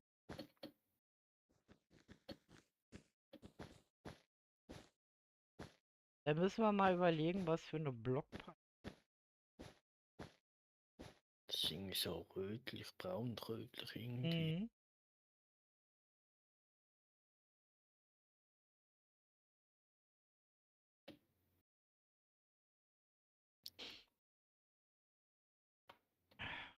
So, dann lass uns mal die Blockpalette aus.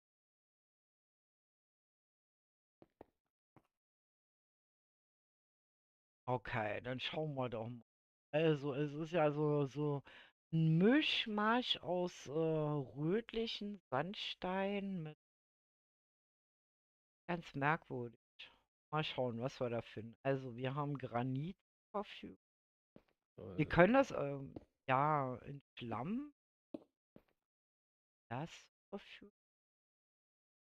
So, das passt.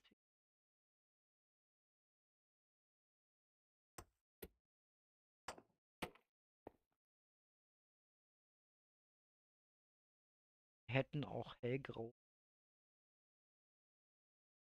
Okay, der rote Sand passt gar nicht.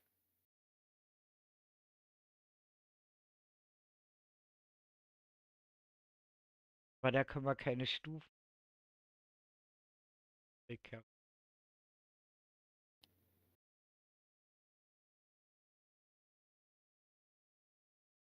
schwierig. An so eine Palette.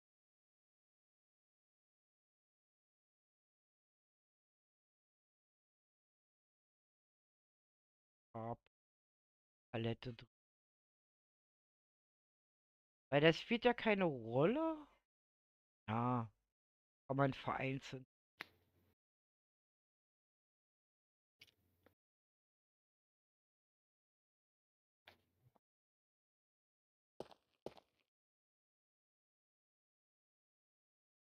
Helles.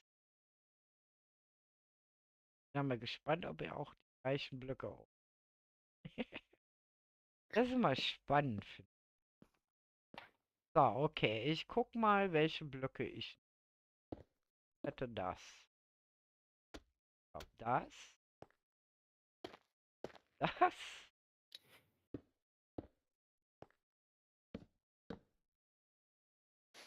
Und ein Kontrast. Also wir haben gleich viele Blöcke, aber ein, zwei Blöcke sind Ja, anders. ich hab überlegt, die Pilzblöcke sind eigentlich die einzigen, die keine Stufe machen und dieser seltsame Sand halt, ne? Und Ja, diese diese Eisendinger halt. Es sind hauptsächlich alles immer Blöcke irgendwie, die eine Stufe Treppen haben.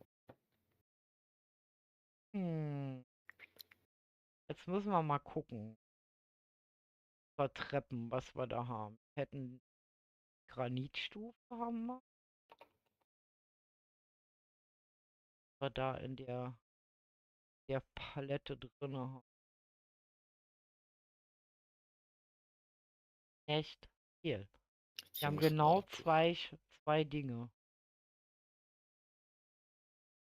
Nicht die und die. Es sei denn, wir nehmen die glatten uns noch mit rein.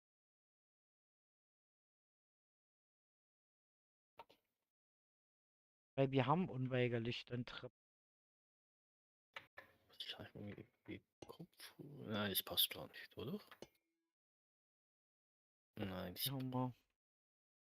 Ja, farblich, aber wenn man Texture Pack drin hat, dann sieht es merkwürdig. ja. Dann passt das nicht. Okay, mein Texture Pack müsste man schon mit dem Texture Pack anfangen zu bauen. Hm, Sonst sieht es ziemlich merkwürdig aus. ich guck mal. Ja, wir haben ansonsten nur das passt nicht. Kontrast. Es passt irgendwie nicht. Sandstein.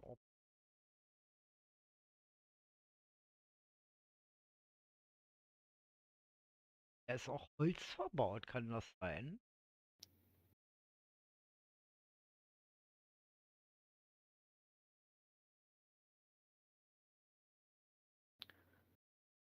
Du hast Beta Diese. vergessen. Hier, das ist alles Stein. Das ist Tatsache Bubu, alles Stein. Ja. du hast Ria überlesen. Maria. Oh. Sorry, Rial. Ich war gerade so im Dings hier. Und hallo SK. Guten Abend wird groß.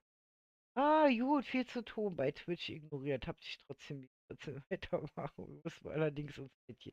Ja, Ria, fühl dich ganz doll gedrückt. War keine böse Absicht. Es ist manchmal so, wenn man etwas konzentriert plant. Das ist. Ich weiß es und Ria weiß es auch. So, okay. Gute Nacht, lieber Gucci. Ähm, Nacht. So, also ich würde sagen, wir könnten schon das Zeug. Bobo, du hörst dich ziemlich abgehackt an. Ich habe mich abgehackt an. Ja. Läuft schon wieder ein Update hin. Eigentlich. Ah, Weiß es. jetzt geht's wieder. Naja, das ist zwischendurch immer ganz merkwürdig. Könnte natürlich reinnehmen.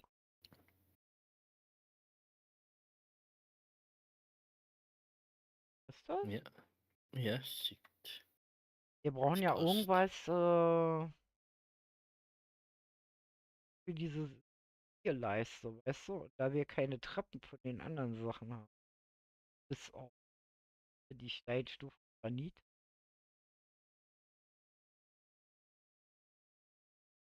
Das hinkriegen. Wir könnten ja den groben Vorbau schon mal mit diesen Schlammziehen setzen Oh, davon. ja. Einfach mal so auf den Grundriss aufzuführen. Die Lichtblöcke schmelzen das Eis auch. Da müsste man da nicht so viel Ja, Seegurken aufstellen. ja. So habe ich eigentlich gemacht, weil hier Das das beste natürlich Schlamm. auch zu. Ja. Er kann ja erstmal alles so grob vorbauen.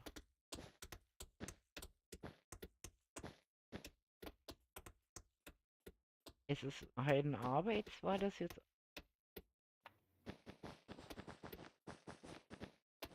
Aber so. Man kann ja hinterher dann immer noch die Feinheit. Seht ihr mal, wie schnell der Wusi kommt.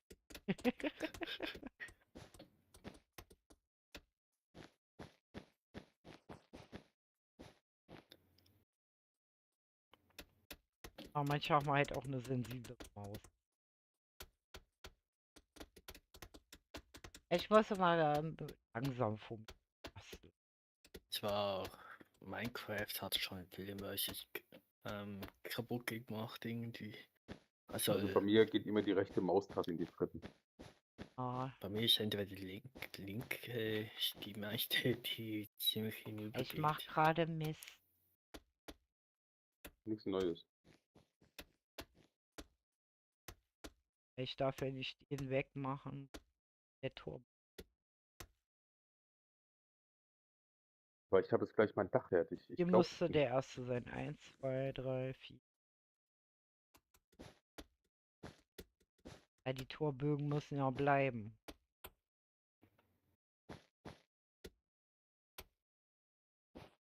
Ja, noch.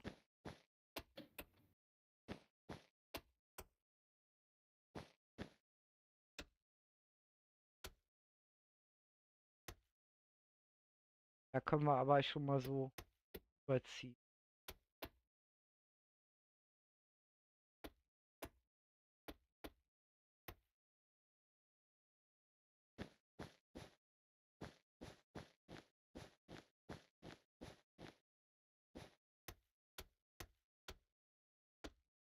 Der Geschwindigkeit. einen Fehler gemacht.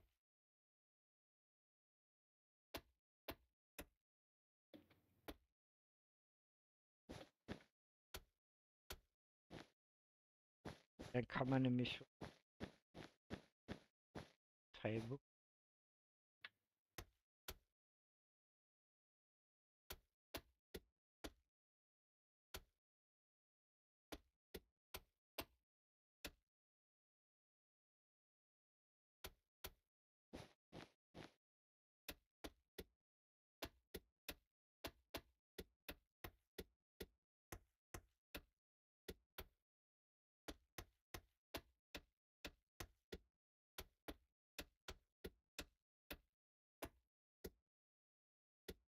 Ja, Touch mal vor die Nase.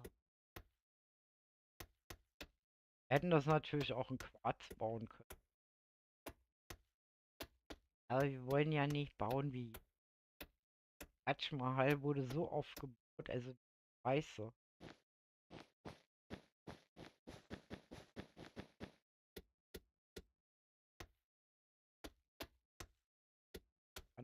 Anderes zu bauen. Der Taj Mahal.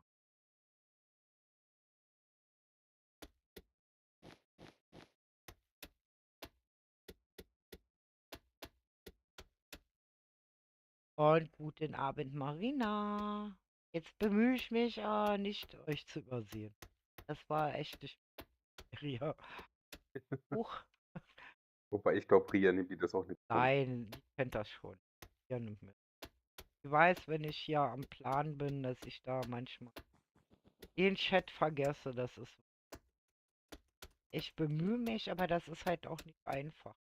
Weil ihr müsst euch überlegen, da musst du echt Multitasking. Du musst denken, wie du etwas baust, zeitgleich ständig vor dich hin brabbeln. Pappel, Pappel.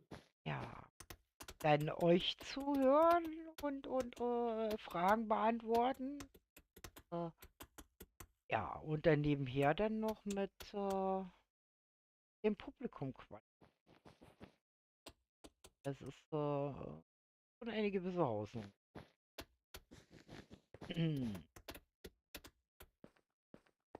So. Und jetzt siehst du, was ich meine. Guck mal, wenn wir den nämlich jetzt hier höher bauen, dann haben wir nämlich genau das Problem, dass das Ding dann nachher zu klein ist. Wenn wir das hier oben mal zumachen, deswegen würde ich sogar noch wahrscheinlich, warte mal, die Dinger würde ich hier, Okay. weil das sind ja diese Blindfenster. Also ich würde sogar vorschlagen, dass wir da nachher in ein Layer reingehen. Weißt du? Ja. So. So, den hier so. So, jetzt haben wir hier 3, da 3 Bögen, da 3 Bögen. Und in diesen großen Teilen können wir nämlich dann die Blinden reinsetzen. Weißt du? Oder eben nicht.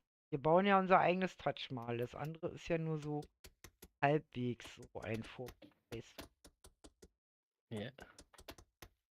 Und Interpretieren unser eigenes Taj Mahal jetzt. Und immer das gleiche Oder wenn der bauen. Weil so sonst so ehrlich. groß können wir gar nicht bauen, dass das detailliert dann wäre.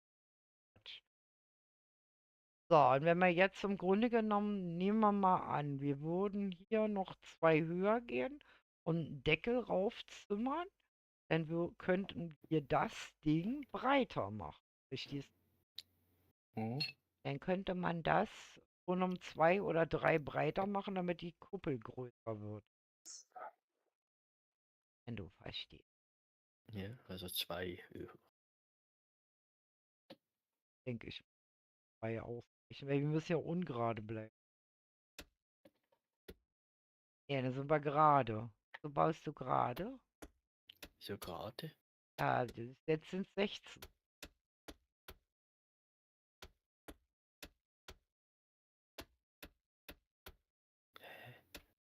Ja, die Höhe war Ja. 14 hoch. Wenn wir 2 raufsetzen, sind 16. Ah ja. Bau immer ungerade. Weißt du warum? Nein. Wegen den Zwischendecken. Wenn du Etagen rein. Ah. Dann hast du Komm, immer ihr zwei hüpfen. einen Block übrig als Notfallpuff. Aber in dem Moment, wenn du unten Boden reinfügst, ist ja ungerade.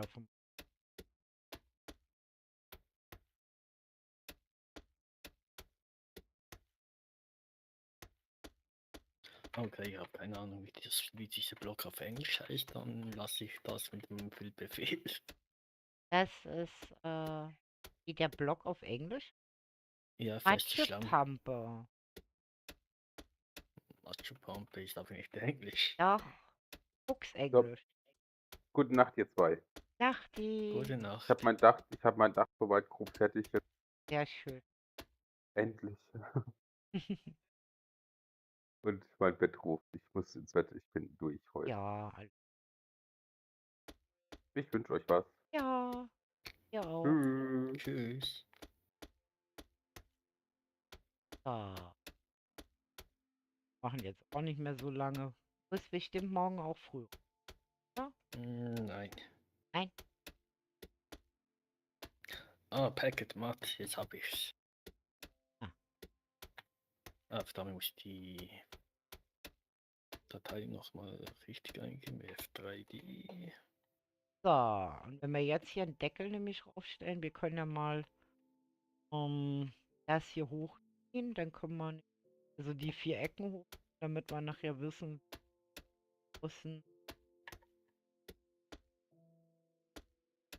So, Deckel ist drauf. okay. Okay, warte mal, hier ist der erste Ecke. Weil die brauchst du ja.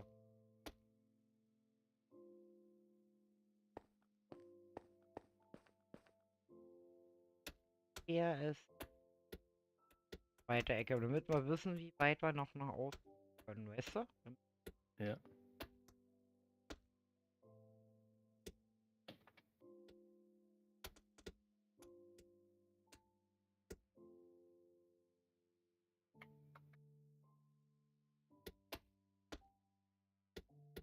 Einfach mal ein bisschen umständlich bauen. Ich immer Dinge benutzen. Das ist einfach. Okay, jetzt haben wir nämlich die Größe hier. Und jetzt kann man nämlich sagen, dass wir zum Beispiel sagen, wir gehen bei der Kuppel noch 2 nach außen.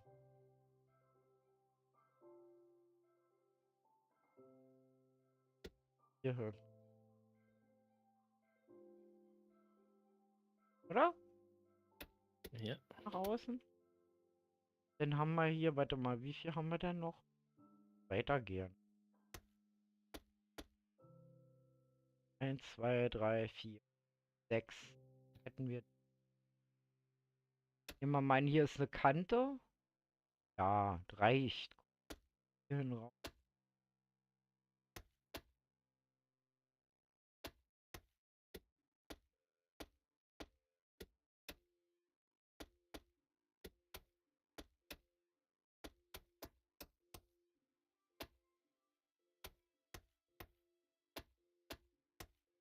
Dann weißt du,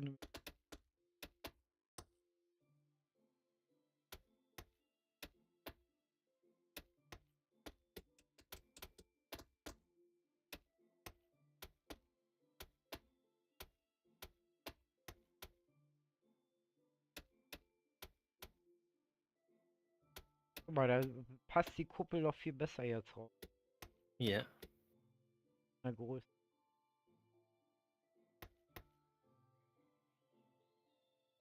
Wir haben Platz für eine Kante noch. Dann haben wir hier nämlich nur ungerade Zahl. 5. Passt. Sehr schön. Hi. Tada! Das nenne ich mal Teamwork. Ja. So, und dann kann man nämlich immer noch beigehen, weil die Türme ja so ein bisschen anders sind.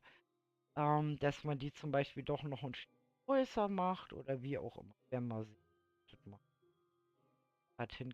Weil die sind ja unten, glaube ich, größer, breiter wie oben.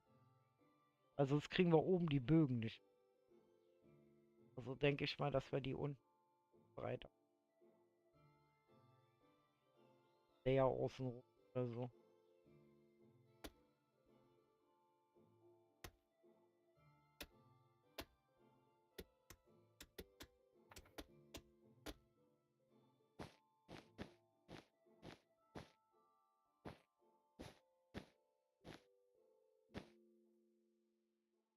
Verstehst du, wie ich meine?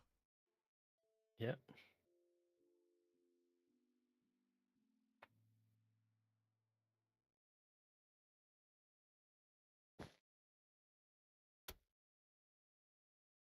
Auf jeden Fall kriegen wir das hin. Auf jeden Fall, wie gesagt, muss der Turm unten ein bisschen weiter sein.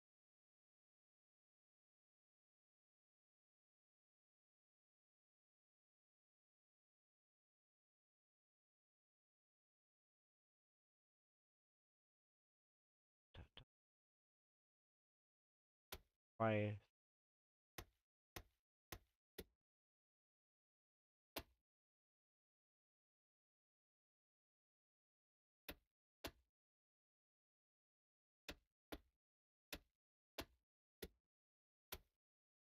ja weg. Hier einen ran.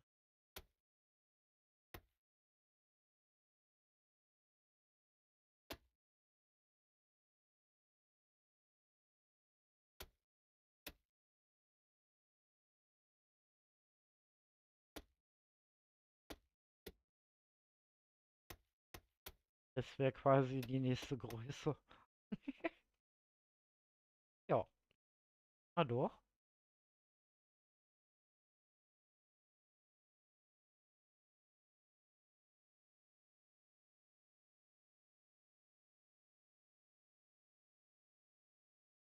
Weil dann sonst können wir oben keine Bögen mehr reinsetzen. Und hier würde dann wieder oben ankommen in der Größe, würden wir noch einen Bogen. Oh, ein Dreierbogen. Ja, bin noch dran, das so weit zu vergrößern. So, ja. Ja, der Turm geht ja hier dann so hoch. In einer anderen Farbe. Boah.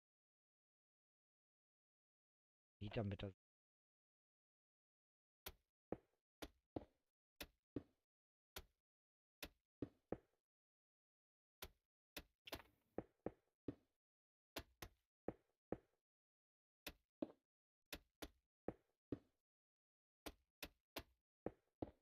Damit wir noch wissen, nächstes Wochenende, was wir hier gemacht haben. Es wäre zum blöd, wenn wir, was war das? Okay, wir haben jetzt zwar Beweise, ich muss einfach nur das Video nochmal anschauen. Aber guck mal, siehst du, so geht er da relativ gut hoch, Ja, wenn du jetzt von oben guckst. Weil der ist ja auch, besteht ja auch aus 2 Teilen.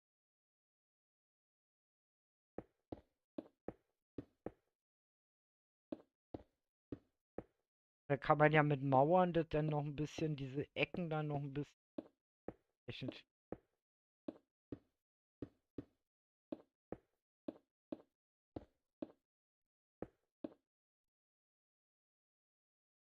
Das wäre sozusagen der.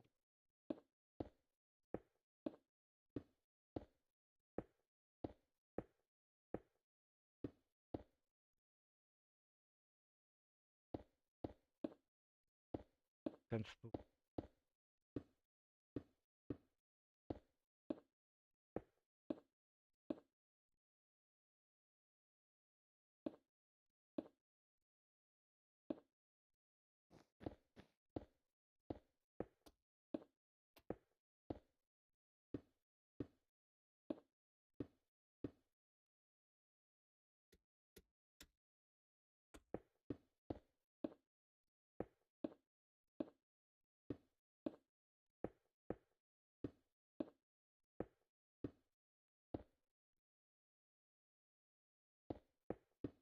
da, da, die, da. Hübsch gebaut. Im Grunde genommen hätten wir auch so einen schönen nehmen können wie Nonstop.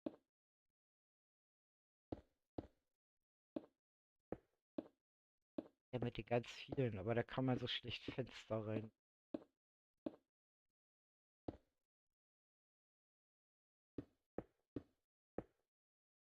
reinbauen.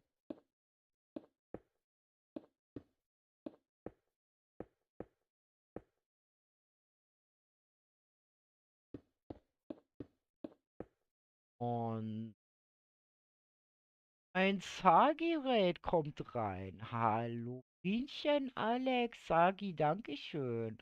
Und die Dave. Dankeschön. Wir haben uns gerade entschlossen, ein etwas anderes Taj Mahal zu bauen. Wir haben nämlich heute gelernt, dass das weiße Taj Mahal nicht das einzigste gab. So, okay. Und wir versuchen hier gerade mal so ein bisschen so diese Dinge ein bisschen darzustellen. Also wie das aussehen könnte. Aber ich denke mal, das Größenverhältnis von den Türmen passt hier. Ich denke mal, passt.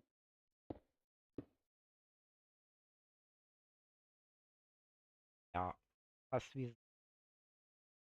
Weil wir mussten das nämlich alles ein bisschen vergrößern gerade. Hallo Paul. Schön, dass du auch vorbeischaust. Ich freue mich. Ja.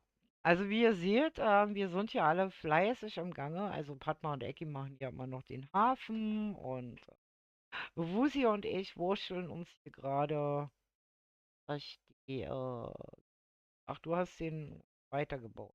Ja, das kann man natürlich auch. 1, 2, 3.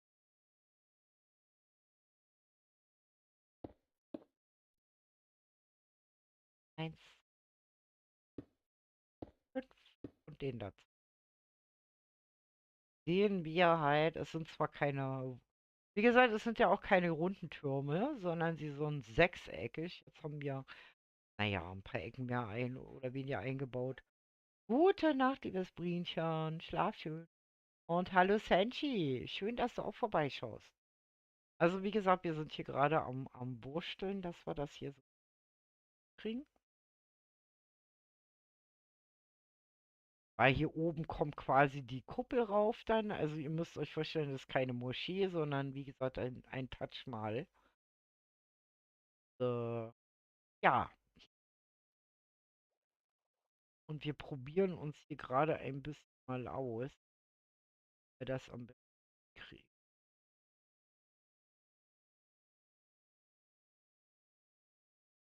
Das ist eigentlich relativ einfach.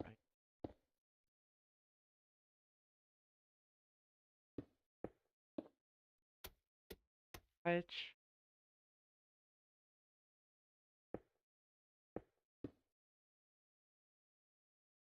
Ja, stimmt. Das ist nämlich, wie gesagt, wir mussten alles ein bisschen vergrößern. Erst war es zu groß, dann war es zu klein und jetzt haben wir eigentlich, was wir da brauchen. So.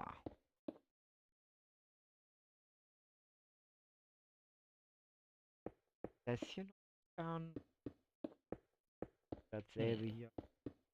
Okay, bei dem hier stimmt irgendwas nicht. Hast du dich verzählt? Sieht so Warte. irgendwie, ja, es ist eindeutig kleiner. Ja. Du hast hier 1, 2, 3, 4 nur. Das müssen 5 sein. Wie lang? Ah, so schnell kann es gehen. Hab eben verbessert hier.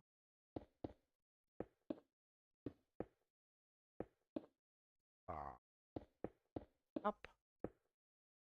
Also, weil der Grund, warum wir das jetzt hier eigentlich machen, ist diese wunderschöne Rückfront von dieser monströsen, riesengroßen Schule, die uns die liebe Sky hier hingebaut hat.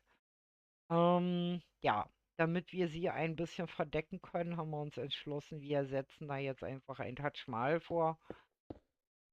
Hoffen, dass das ein bisschen diese Rückfront da entschärft. Weil so wirklich schön ist sie nicht. Und vielen lieben Dank, Buddy Dave. Und wie gesagt, unser Kai ist übrigens schon aufgegangen und Gucci ist auch schon schlafen gegangen, weil die morgen früh raus und sind ziemlich kaputt heute, was wir gesagt haben. Wir machen hier noch ein bisschen. Sie meint, er muss sich raus, ich auch nicht. Können wir es so ein bisschen aussitzen, zumindest die Grundrisse zu machen. Das ist nämlich immer schwierig, wenn eine Woche dann Pause ist. Dann noch zu wissen, was man hier macht. Es ist so. Im Schwung bleiben ist also so meine Devise. Mag das auch immer nicht.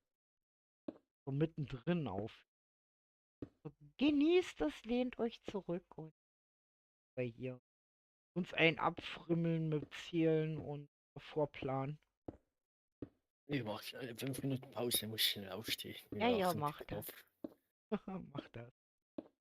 Alles gut. Baupausen müssen auch sein. So, okay, dann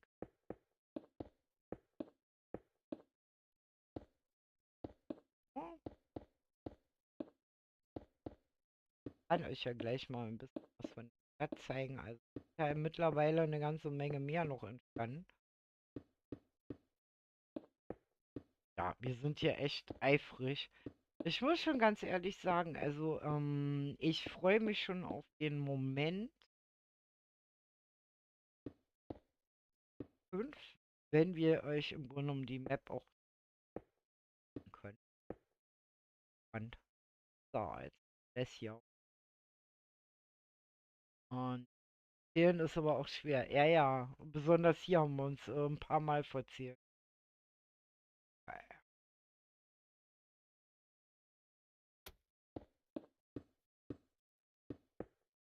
Relativ schnell, wenn du da nicht aufpasst.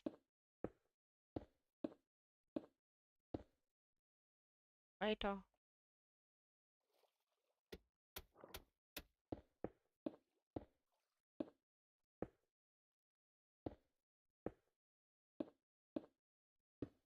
Das ist, wie gesagt, die Größenverhältnisse sollten schon, zumindest bei dem Gebäude selber stimmen. Das ist manchmal gar nicht so einfach gebaut. Weil die genaue Vorlage können wir nämlich nicht verwenden, die wäre zu groß. Würden wir mit Ecki und Padmas Hafen hier in Konflikt kommen. Was wir ungern möchten, vor allem möchten wir hier noch mehr Schiffe hinbauen. Ja, ich war ja auch schon mal zeigen.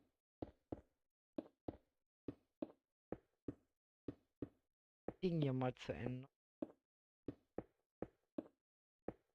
Grundriss.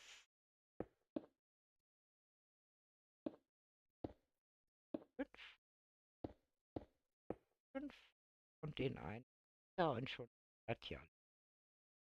So, das ist quasi die Grundform von unserem Taj Mahal. Das heißt, hier kommt dann sozusagen oben noch die Kuppel drauf. Das heißt, wir ziehen noch ein bisschen höher. Da kommen dann auch noch ein bisschen Fenster und sowas rein, die Türmchen. Also jetzt müssen wir nämlich gucken. Weil das Mittelteil muss jetzt den Türmchen nämlich. Denn vorhin haben wir es umgedreht. Haben wir das Mittelteil erst gebaut. Also das hier. Dann das hier unten. Dann die Türme rangesetzt. Äh, Jetzt haben wir das Mittelteil weiter auseinandergesetzt, haben die Türme vergrößert. Jetzt müssen wir gucken, wie die Türme weitergehen, damit wir wissen, wie das wird und wo die Kuppel nachher hinkommt. Also das ist relativ schwierig. So, jetzt werde ich mal, wo sie zurück in der Gruppe, werde ich euch mal zeigen, ähm, dass hier eigentlich eine Menge entstanden ist. Hier ist zum Beispiel die gesamte Hafenanlage von Eki und Padma mit ein bisschen Unterstützung von Wusi und Kai, der den schönen Leuchtturm gebaut hat. Dann haben wir hier Hängebrücken, mögliche. Dann hinten übrigens ist die Zitadelle fertig. Die haben Eki und Kai Tatsache fertig gemacht. Echt mal höher. Und nicht mal weg, damit ihr geworden. Und hier kommt Tatsache wirklich eine command-gesteuerte also Brücke, die man quasi einzieht. Das macht sie noch mit Kenshin zusammen. Also ihr seht, sehr schön. Dann haben wir hier hinten das wunderschöne Schloss von unserem Busi. Genießt den Anblick, wenn es auch das nicht über das Schloss. Ist das nicht schön? Ich bin so verliebt in es ist. Bin wieder da. Ja, ich führe gerade mal unsere Besucher aus dem Sagi Raid ein bisschen herum. Wir wundern gerade dein Schloss. Okay. Wow. Da.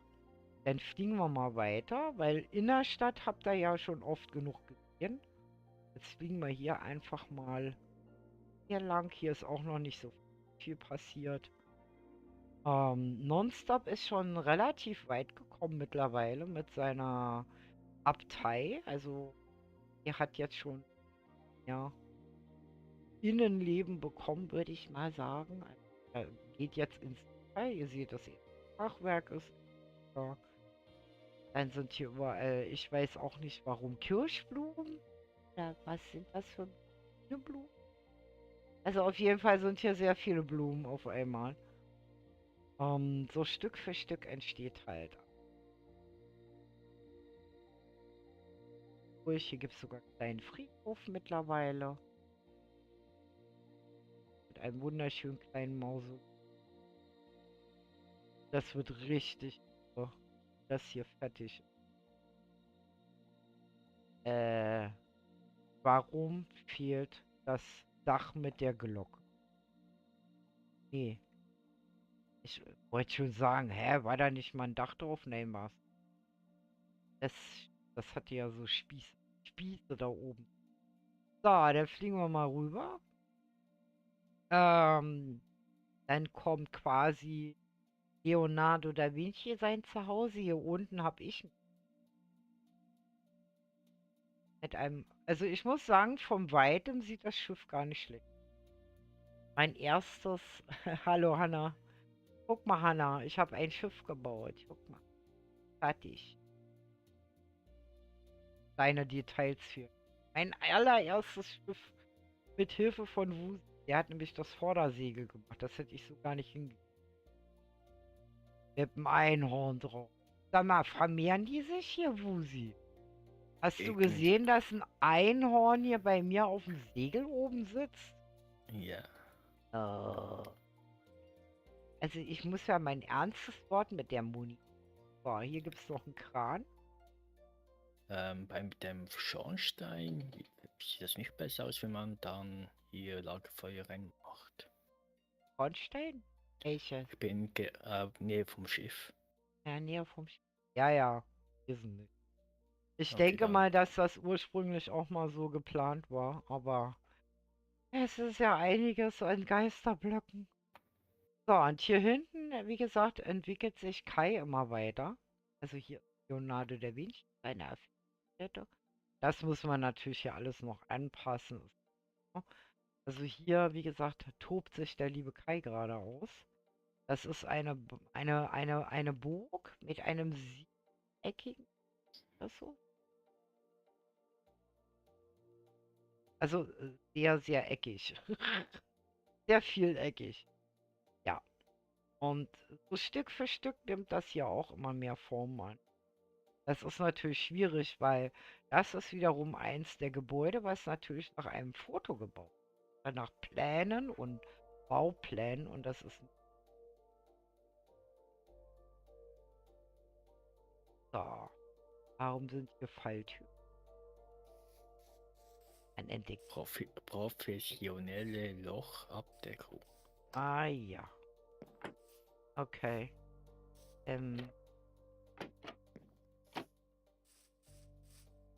Also manchmal frage ich mich, was in diesen Bauhirnen hier vor sich geht. Und auf jeden Fall, wie gesagt, bin ich sehr, sehr stolz auf unser Schiff. Also egal aus welcher Richtung. Es hat was. Es hat wirklich. Der Wind kommt natürlich ein bisschen so von der Wasserseite her, deswegen Vordersäge quasi eher zum Land. Das kommt gerade an. Da fehlt jetzt quasi noch Anker und Ruder hinten und ein Steuer und so. Also so Kleinigkeiten.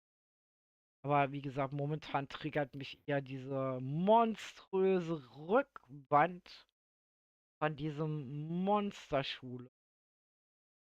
Und deswegen haben wir uns entschlossen, dass wir die feinen Details erst später machen, wo sie dann uns quasi die Gestaltung der Rückwand ein bisschen haben. Aber ich würde sagen, das passt auch ganz gut. Weil auf die Idee kam nämlich unsere Padma, weil die meinte, du hast doch die Wirtshändler dahin gebaut, dieses orientalisch angehauchte Ding hier. Das hat hier schon wieder geschneit, habe ich den. Ich habe das Wetter doch aus. Wie schneit das hier? Das ist nämlich ein orientalischer Gewürzhändler und naja, dem verpassen wir jetzt so ein Taj Mahal hier hin. Wir hatten erst überlegt, eine Moschee, aber es kann dann jeder sehen, wie er möchte, ob es eine Moschee ist oder ein Taj Mahal. Das ist dann auch relativ wurscht, oder? Wo sie, Ja. ob das eine Kirche, also ich sag mal, eine Art Kirche wird oder eben nicht. Das könnt ihr euch dann selber aussuchen. Auf jeden Fall, wie gesagt, wird die Stadt immer wunderschön. Aber es ist halt wirklich immer noch sehr, sehr viel Arbeit drin, weil gerade diese Feinheiten, hier sind keine Bäume drin. Also Moni und die glaube ich und Gladdy, die machen hier, also die haben jetzt hier die Begrünung angefangen. Der Wahnsinn. Ja, es ist einfach der Wahnsinn. Vor allen Dingen, ihr wisst ja auch mit dem Einrichten und so, das sind ja auch noch. Aber ich muss dir ganz ehrlich sagen, Busi, ich bin mit der Höhe so insofern zufrieden, Ja, es passt. weil wenn wir die Türme hier machen, die verjüngen sich ja ein bisschen, werden ja ein bisschen schmaler. Und dann, sobald wir die Türme nämlich hier oben drauf haben, dann können wir gucken, das Mittelteil seine wo fängt die Kuppel an. Das heißt also, das nächste, was wir hier dann quasi machen müssen, Ja. aber das machen wir nicht mehr heute. Ich schicke dir noch die Seite wegen den Ja, Rundungen und so dann später. ja. Vorab. Jetzt bin ich aber auch müde. Also langsam Ja. zieht langsam die Müdigkeit an. Ah. Aber wir haben ja auch eine ganze Menge heute gebaut. Wie gesagt, wir haben ja nicht gebaut, wir mussten planen und überlegen, wie und was und suchen und Recherche betreiben. Und letztendlich haben wir uns entschlossen, dass wir quasi so ein Mittelding machen. Damit ist jeder im Grunde genommen abgedeckt, alles was Renaissance ist, an Religion, glaube ich. Das ist der Wahnsinn. Aber wie gesagt, das weiße Taj Mahal ist Tatsache in der Renaissance. Das hätte ich auch nicht jetzt ich hätte es älter geschätzt. Und das, was Ja, wir jetzt als auch älter Vorbild geschätzt. haben, ist älter, glaube ich. Ich glaube, das ist. Ja. Und das weiße Taj Mahal, das baut jeder. Also haben wir gesagt, wir sind nicht jeder, wir bauen unser eigenes Ding. Gut, okay, dann schaue ich mal, warte mal. Die beiden sind auch noch da. Ja, sagen.